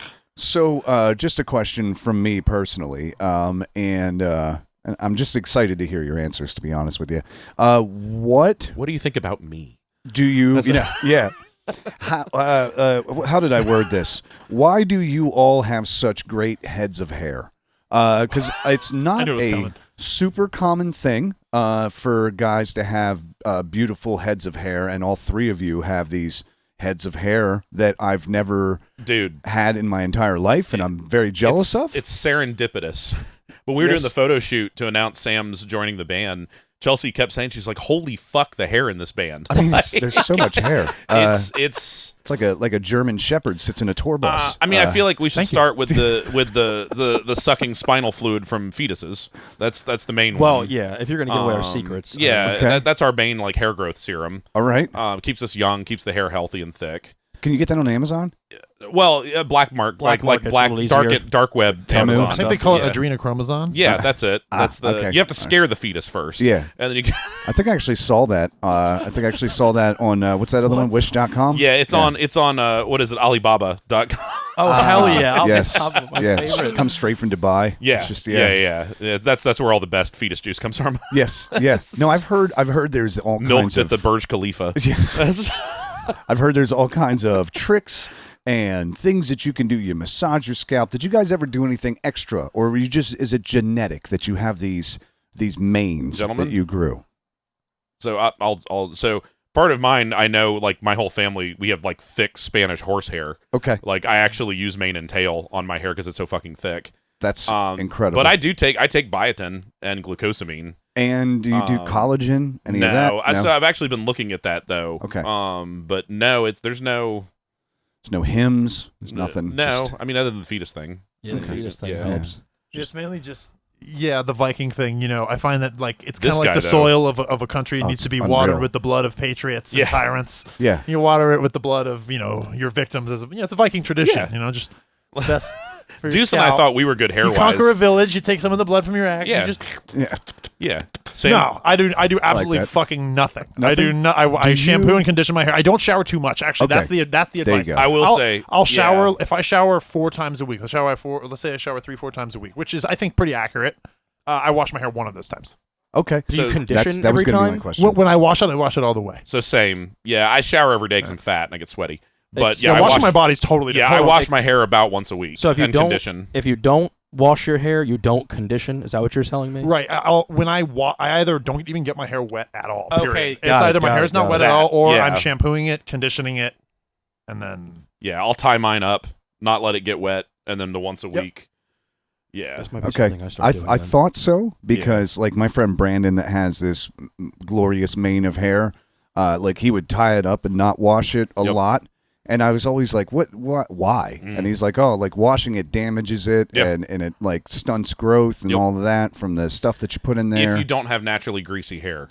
Right. like, the worst thing you do- So that's me. Yeah, so if you have greasy hair, you kind of have to wash it as soon as it gets greasy. That's like Yeah. I'll take a shower. I'm not even kidding. I'll take a shower at 10 o'clock at night and wake up, and it looks like I have an oil slick for a hair. Yeah, so that's Holy different. fuck, That's- like, yeah. are you Wow, kidding me? Jerry curl. It's insane. Yeah, exactly. Just- Yeah, it's incredible. It's absolutely insane. Yeah. Man, hand me that activator. so I mean, Deuce, you the have US to you have to shower. You wash your hair a lot. Yeah, dude, the U.S. Yeah. government literally tried to invade my scalp and Wow. drill for oil. It was terrible. Wow, dude. Yeah, I mean, like, Must I be had- nice to be so in Sound- demand. Sounds like Deuce's scalp needs some freedom. No wonder the freaking Men in Black are coming for you, dude. You got oil. I know, and seriously. you know about aliens, I'm dude. made You of are money. so fucked. The government wants you, man, dude. Yeah, You're I going to know, Area I'm 51. serious. He's a It's bad tasty treat. They're trading him for cigarettes in prison. We're gonna love you. Oh my God, I love your answer to that. Thank you for cluing me. It's too late for me, Right. but it's not too late for other people that might want to grow their hair long, and because I'm sure you guys experience it. Women really enjoy long hair. Big fan. It's and a beards. hit across. Since I've grown the beard, it's been a game changer. Yeah. Yeah. So that's how I did with women my whole life. Not great. It's tough though because society does get mad at you. They do. Society definitely hates you a little bit for Yeah. it. Like I wasn't allowed to Yeah, have long hair when I was in high long-haired school. I went to Catholic school and they maybe cut it every week. And they were always being dicks to me about it, which is part of the Likewise. reason why I kept my hair long after I got out of high school because I was like, I can finally not have to cut it. All right, I guess I'm not gonna, and I haven't cut it since. Literally, I think it's been 12 years now since I cut my hair, which it goes down. Holy I'm shit. 6'2" and it goes down to my waist. I pin myself to chairs with it. So That I'm is I'm about- incredible. Do you about even do health cuts? no, You don't Yeah, even do health trims? I should. I think Trim I'm your ends up? I'm 6 I years don't. in without Wow. a trim. Yeah. I absolutely should though. Wow. So You're right. I at Deuce. least do that. Like I'll get the a half an inch or whatever trimmed off the split ends. Don't zoom in. Don't zoom in on my shit. I got split ends everywhere. I've been meaning to talk to you about that. That's my girlfriend Tracy actually does a lot of when she washes her hair, she does protective Viking style braid. You're joking about the Viking No, thing? Oh, but yeah. yeah, that's The fucking you're supposed to braid your hair when you wash it to protect it, Right. and it Yep. keeps it from pulling itself apart and Yep. getting damaged too much. And she does that. So she looks like Pippi Longstocking. She'll braid all 4 big Yes. chunks of her No hair shit. and wash it like that, and it's a lot of work, which is Yeah. why I don't do it. That's I'll my be buddy- honest, yeah. I'm a lazy piece of shit. That's But why yeah, I don't do it. I should be, but I don't. the first show after Sam joined the band. I went back and watched the live, and I was like, "Holy shit! There's some hairography going on here. It's this incredible. This is fucking intense." Yeah. All right. Let's get into it. We're going to do a couple just kind of normal questions Lightning here. round. Yeah. So, exactly. What's your favorite animal? Exactly. What's your favorite song Dave performs? So, yeah, that's the first one. That's my first one, actually. the Shabuzi bar song. That's it. So, if people come to see you guys play, what should they expect? If they were going to come out to a Colin Alvarez Band show, kind of surmise what you play and kind of your style of playing. So I think at our best, it's about crowd interaction. Okay. The songs are almost secondary. We do what we do. We've kind of shied away from the blues rock thing. We kind of only came about that because of the CPMAs nominating us for blues rock, which I realized you kind of have to be put in a category Gotcha, to get nominated yeah. for something in that. But I mean, we play Britney Spears. We play Christina stuff that- Aguilera. yeah, stuff that's very Really? much not blues. Okay. We were adding Teddy Swims songs to the set list. We're adding Oh, Gautier. shit, yeah. We're not blues rock. Okay. We've kind of leaned now more just on power trio because that's what we are. We do our version of stuff, but we're all about crowd interaction. We love requests. We hate set lists. Much like the solo show, we're expanding that into the full band. Oh, yeah. I think as the three of us are finding our footing as a band, because we're only 2 shows in this lineup, we're finding that we're a lot jammier than we thought we would be. I like that. Songs are becoming 10 and 15 minutes long Ooh. naturally without any sort of intention. And the songs that I don't think any of us expected to be the jammy songs are becoming the jammy songs, which is a lot of fun. I think people enjoy it. I think people like the interaction. The way I described it the first show we played together is there's a joy on stage again that I think people feel and kind of gravitate towards. Oh, yeah, if you look like you're having fun. Yeah, there's nothing worse than going and seeing a band where it seems like they're just going through the motions, or even worse, they don't want to be there. Oh, yeah. And it makes you leave. Even if you can't pinpoint what it is that the lack of joy is pervasive with Yeah. bands. It's a And feeling. It is. Yeah, and that's sad. Once you've experienced that euphoria of firing on all cylinders with a band, and then the crowd gets it and the crowd's into it. There's nothing. There's a high that's no chemical high can match that. Right. That's what we shoot for every night. And some nights we hit it 20 times. Some nights we hit it once or twice. But in our 2 shows together and even rehearsals, there's been at least one of those each time where it's fuck yeah, that makes it worth the whole night. Mm. I like that. Plus Sam's hair. Sam's hair. Yeah. They can expect to see a lot of hair Yeah. and hear some songs that maybe they don't think that they would Yeah. from the nominated Best Blues Band. Nominated. Well, we definitely hit class some Yeah. the blues Stevie element Ray. is still there. Yeah, right. We actually don't do. We don't. We don't do any. Well, Stevie Cold Ray. Shot, maybe? Okay, I we guess did. we do. No, we one. do. We do. But Yeah. we were talking about this at our last rehearsal about our. I brought it up earlier, defining yourself, not pigeonholing yourself when we were talking about Right. naming and everything. That's what we were talking about. But we still play like Americana classic stuff. Yeah, we do I Allman think Brothers. We classic do rock in a way more broad sense Yes. than that, where it's like classic Americana tunes. Like rock is even too specific because like Stevie Ray Vaughan's blues. right ish. Kind of rock, they're all Yeah. kind of rock. You know what I mean? It's ambiguous. It's like the pop term. It It's like is, fucking yeah. it's Right. guitar music. You know what We're I mean? doing guitar the power music. trio That's a thing. good- Like yeah.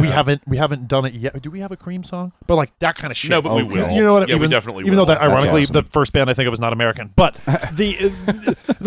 that kind of like classic rock and roll stuff is still going to be present. So there's still going to be feel good music and like that kind of warm hug kind of music Yeah. vibe that Stuff I think people can sing along to. when you stuff- hear Dance too, yeah. the Yeah. best blues band or whatever kind of thing, I think that's a lot of what people think of is like, oh, it's going to be a cozy environment. Like they're playing from 7 to 10, right? It's not like the same. Like a lot of the shows both the shows that I've played have been more like where you would play a solo show where you're the band for the night as opposed to like we're doing an encore. Thank you very much. We're here Right. till 1 a.m. Right. It's a little bit different of an attitude. So like the coziness element and like the we're here to be your entertainment for the night Right. in almost like a cinematic experience, like where the movie's happening and you're the main character and the band's Right. playing in the background of the scene of your movie. We're the like we're- that kind of yeah, thing. I got We're the good time Um, facilitators. It's the for atmosphere your evening. facilitator. Dude, Yep. dude, that's exactly where I'm going with that. Yeah. Right. It's like you're still going to get that from going to see it because a lot of our set list is Americana classics kind of things. I think crowds pick but up not on just that. that. Not I think just they that. pick up on that before we even start playing. Like we don't carry. I mean, like we talked about it, but as far as the way we carry ourselves, we don't carry an ego No. about ourselves. We're very personable. Like we'll go into the gig, we'll introduce ourselves to the bartender, we'll talk to the people. We float around. We do We stuff, goof around on stage. and we try to Right. make it Yeah. very Colin aware. volunteers requests. Right. Like he volunteers that concept. Yeah. We try to make Yeah. it very aware to the people watching us. We're there for them. Yep. You get this air from bands nowadays, and it's like you're here to watch us. Oh, Like, yeah. no, the fuck you're not. No, like, you got no. that gig because you got that gig. You're lucky you got that gig. You should Yeah. be blessed. You know what I mean? Like, Right. stop Gotta- acting like an asshole. You You're gotta not, earn it. Yeah. You're not on a 50,000 watt blowtorch stage in front of Right. 100,000 people. Well, You're we not tell Led every- Zeppelin. You're not. You know what I mean? Stop. Yeah, I have the same conversation with every musician we hire into the band of like our name's not on a ticket. Like Right. nobody's buying a ticket to see us. Right. We just happen to be the band they're stuck with that night. Yeah. So we're starting from zero. Now, obviously, as we develop a following, that's less and less the case. Mm-hmm. But like we're not playing a show at HMAC where people bought tickets to come see us. They're going to Right. get the music we give them. That's not what this is. And you're still starting for zero for anybody who hasn't seen you before. exactly. If they Which haven't is seen the us, it people doesn't that matter you're- how many Facebook followers we Yeah. have. We're starting All from the way zero. down to our first impression. And that's where the Yeah. nerves come from before every show, because it's like we don't know if these people are going to be into it or not. We're going to do everything Right. we can to get them into it, and it's all about crowd interaction. That's going back to that. We're HR. Like the music is almost secondary. We want to entertain them, give them a good time. We'll try the most ridiculous requests. You know, there's nothing we won't try. No, we Like, did- the typical, like, if you think you're going to yell Freebird and not hear fucking Freebird, You're gonna hear well, the whole then you're goddamn wrong. You're going to hear the whole song. fucking Yeah. song. Yeah. You asked for it. and we're going to play the shit out of it, Right. And Yeah. non-ironically. You will never see us do something ironically. You'll never see us think we're higher or There's more no important smarm. than we're not sarcastic on stage. Yeah. Our big thing is like the only thing we take seriously is the music. Like it's Which sounds It's great. fun. Yeah. Just have Yeah. fun, man. Really do. And you and play- rampant drug use. Yes. Oh, I mean, so much cocaine. Using the money to fuel my That's- rampant drug use. I mean, I thought that was the unwritten rule. We've changed it, and that gives us a time to announce the new band name. Sammy and the Rails is the Well, when you've been abducted this many times, you need right. to cope with the stress. Exactly. All right. Some Bolivian marching powder at every show. So what was this one? All right. So give me what do you? This will be kind of a inside baseball question, but I think the musicians will enjoy it. Boxer briefs. We'll start with Sam over here because you're on my right. That's the only qualifier for it, really. What do you get in your monitor mix?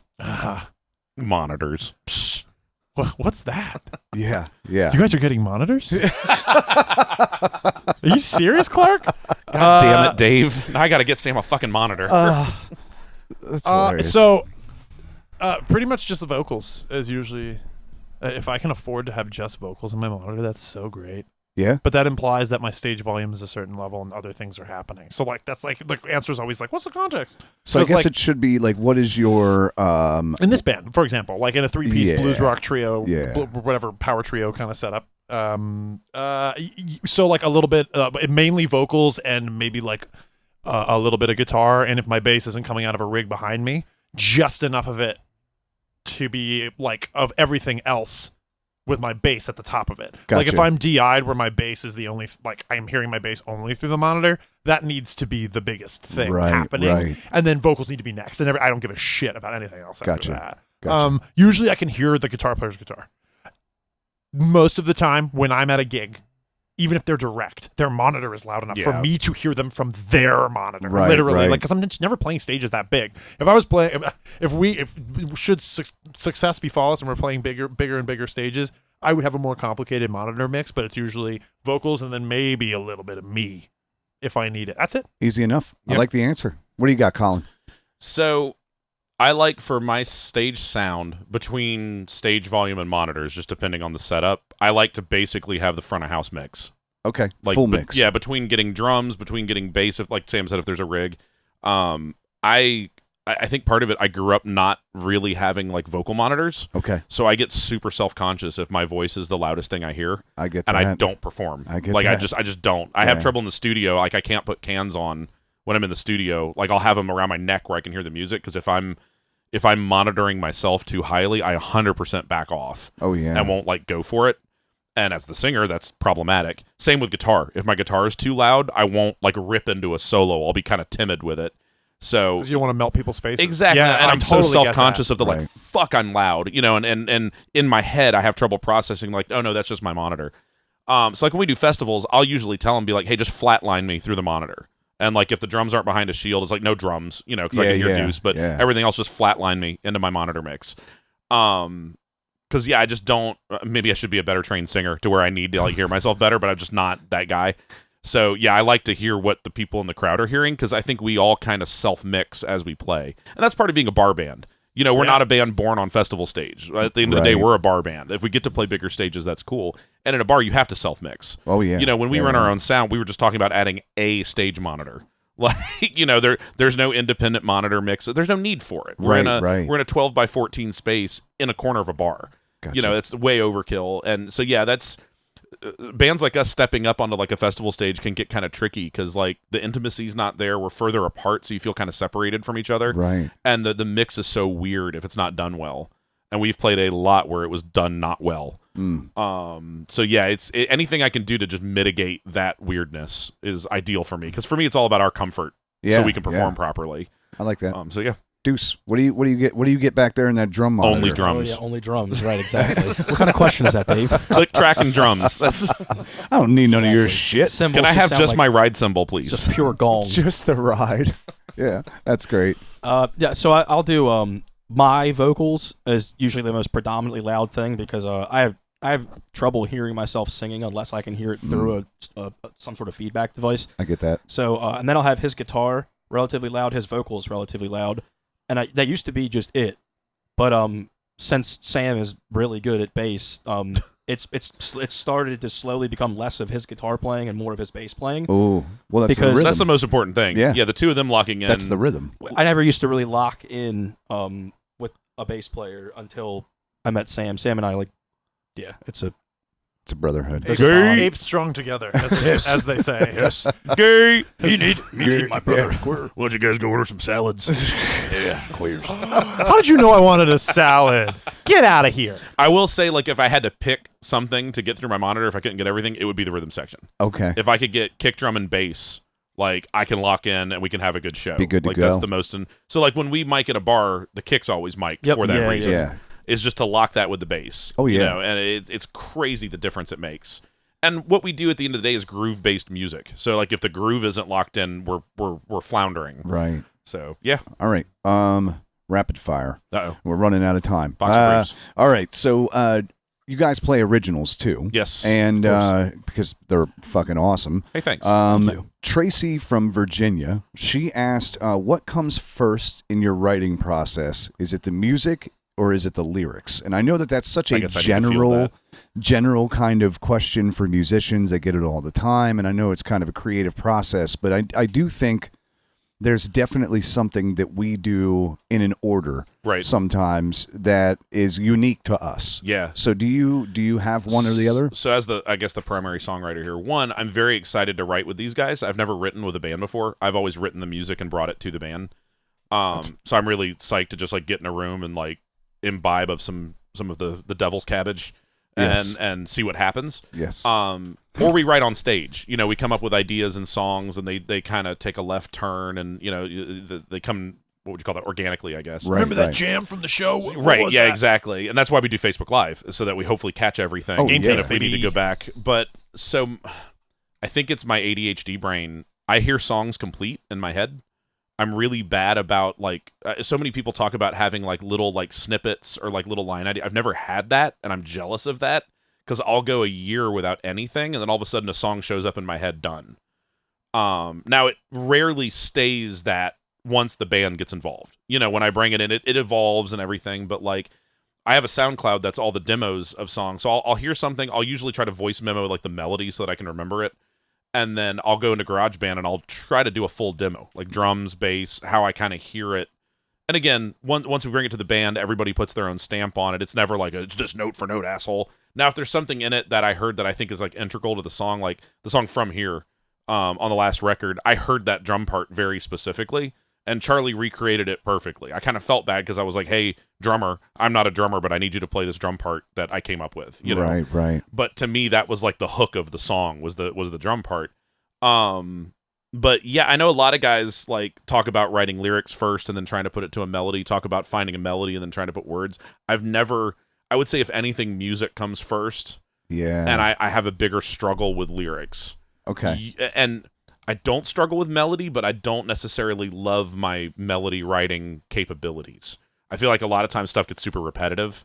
And I would love to have a songwriting partner that had other ideas melody-wise. Right. Because I listen to guys like a Teddy Swims, or those you hear him sing, it's like, how the fuck did he come up with that? Oh, like, yeah. Because he's not just doing like a Mariah Carey run. No, Like, it's a no. written Yeah. melody. Yeah. But it's so, you know, so He's many doing of a us... guitar solo with his voice. Yes, yeah, exactly. Or almost like a horn solo, like a saxophone. Yes, You know, yeah. it's such an instrument, I guess. Right. And for me, my voice has always been more of a utility thing. And getting outside of that, I think will take our music up a level, you know, to where it's not just the voice is there because you can't start with a guitar solo. Right, You know, right. that kind of thing.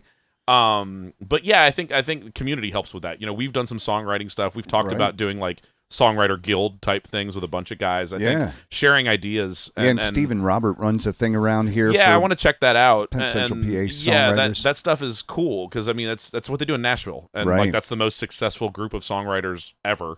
So like they're doing something right. You know, Vince Gill gets together with like 12 of his closest buddies, and they just sit around and like bounce ideas off each other. Right. I mean, that's why Sheryl Crow exists. Is the whatever it was called, the Saturday Night Social Club. Yeah. That she stole all their songs. Yeah, But- exactly. But is that idea that everybody just gets together and, you know, whatever deal you come up with of like everybody gets songwriting credit if anybody doesn't. Obviously, right now none of us are monetizing, so it doesn't really matter. But Right. in the event of a Sheryl Crow happening, you know, I feel like you should probably have something in place. But yeah, it's very elusive songwriting. Yeah. I'm curious, like, what's your process? 'Cause Mine? you've got original music. Yeah. Mine was music first. Okay. Lyrics are secondary, Right. and 90% of the time are meaningless for the actual song. Right. I'm of the camp that it has to be catchy in whatever way I want it to be catchy. Right. If it's catchy sad, that's fine. If it's catchy happy, if it's catchy dancey, anything. I just want it to evoke emotion, Yep. and I really don't think you need words for that. Yeah. And the listener's going to put their own experiences into what it means. Yeah, they're going to So- interpret it completely. 100%. And it's going to 90% of the time, the songs that I write don't mean the same thing to me as they do to other people at all. Yep. But I love the fact that they have the chance to interpret it. Right. So, all right, we got one more question because then we got to tear stuff down and get ready for your live Heck stream. yeah. Hell yeah. So I'm super excited about that. What is everybody's goals with the Colin Alvarez Band in this year, 2025? What's I think you mean Blues Cocky. yeah, with Blues Cocky? What are you guys looking to? What are you guys looking to do with Blues Cocky? Deuce, you go first. The 2025 goal, we've talked about this together, honestly. One of the biggest ones is content. Like, I feel like over the past couple of years, we've played out a shit ton, but then online the representation of that has not really fit the mold. We look like online. Sometimes we look like a band who doesn't get a lot of work, but in reality we get a shit ton of work. Yeah. Right. Not only that, most of the stuff we have online isn't exactly professionally produced or Cell phone video. Gotcha. Yeah. right. It's not. It's of lesser quality. So Right. putting more energy and emphasis on that this year would be Into like think- dedicated content. correct. Yeah. Would be one of my personal and I think of the band Yeah. goals. I like that. Sam, what do you want to get from Kev? I'm going to take the last one. All right. Yeah, we did talk as a group about what Deuce just said about making more content because that is what keeps people interested in you. Obviously, Colin here has already done a lot to. I mean, both Collins have done a lot to make sure we're playing shows live. That department always needs work, but doesn't need as much work right now. It seems like I'm also new to the venture, so I'm speaking from a place of relative ignorance. But Also objectivity, though. Yeah, I was going to Right. say, yeah. You might have the clearest view of where we're at and where we're going. Yeah. that kind of outside horse perspective tells me like, I've always been a little bit had a hard time with content. I know most small businesses don't have the manpower to produce content at the level they need to do Right. to compete with like major companies, bigger companies, people who are already successful, even if they were independent when they started. Who have gotten like a good rhythm for like making weekly content, making monthly content, having like series that they do installments of to keep people interested. I know, Dave, you're thinking about all this stuff as a dude who's recording a podcast right now. Yeah. So like us having our own subtle version of that to keep ourselves sustainable and to make sure that the work we're doing on the ground is supported in the digital realm.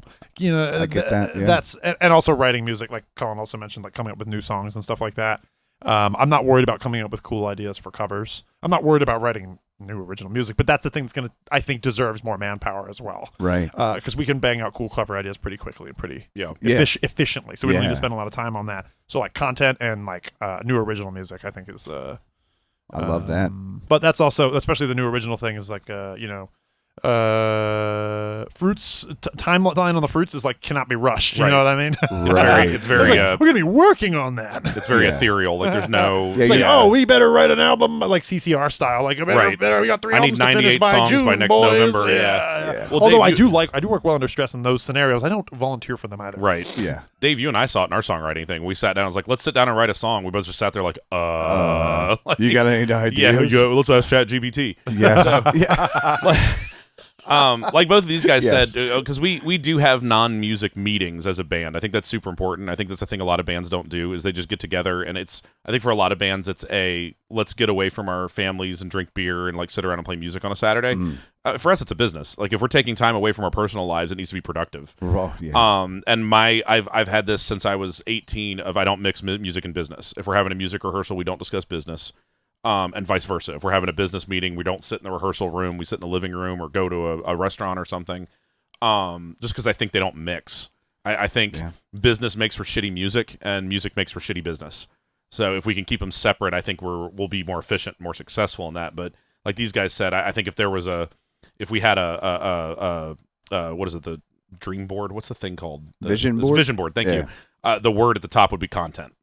The live music landscape, I'm sure you're probably going to do some stuff on the ASCAP BMI shit that's going down in the area. Yeah. The music landscape for cover artists is very difficult right now, live. And as a band, that's the only way we can make music is doing covers. Like, unfortunately, right now, we don't have enough juice to pull money playing originals. We just don't. Like, it's just the nature of it.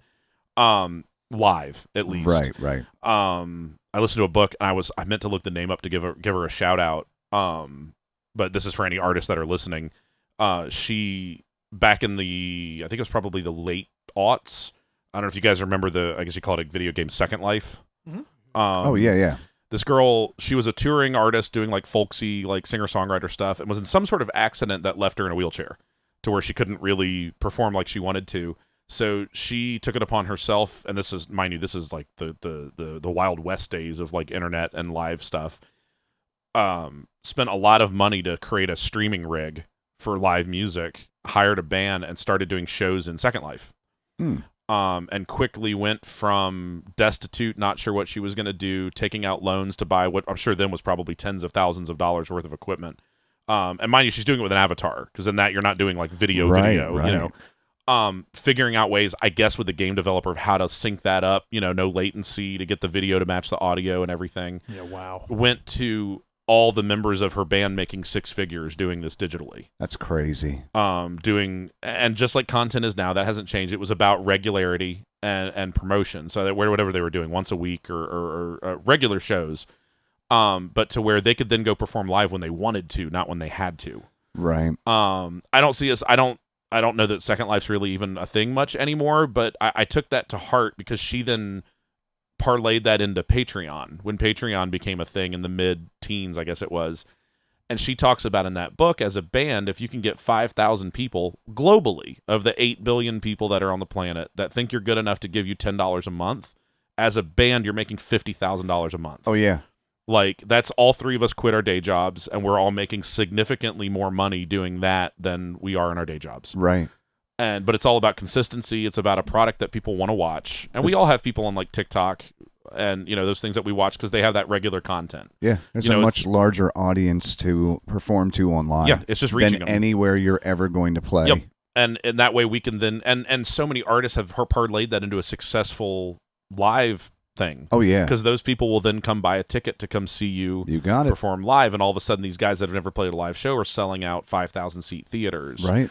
And, people talk about they didn't pay their dues. It's like, the fuck they didn't. Like, they just did it on the internet. Right. They were on YouTube, like, grinding for years. And that is a grind. It is a fucking grind, man. Yeah. Like, you perform live, you're working for those few hours plus setup and teardown. You do the online thing, it's tenfold what you're doing outside of the actual content. Yeah, you're not fucking Hawk Tua. Yeah, exactly. Well, not yet. Well, yeah. Well, which segues me into what I wanted to bring up is that for 2025, Colin Alvarez Band has an OnlyFans. Yes. So OnlyFans has made a turn to try to get back to their legitimate like Patreon style format before all of the non-gag reflex having folk took it over and started showing their buttholes. Yeah. And I don't think we'll be showing our buttholes.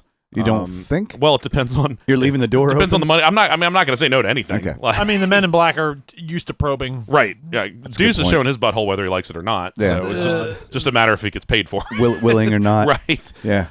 No, so we're gonna try the subscription content thing. It'll probably be free to the first X number of subscribers just as a proof of concept, but the idea is to be able to offer exclusive content.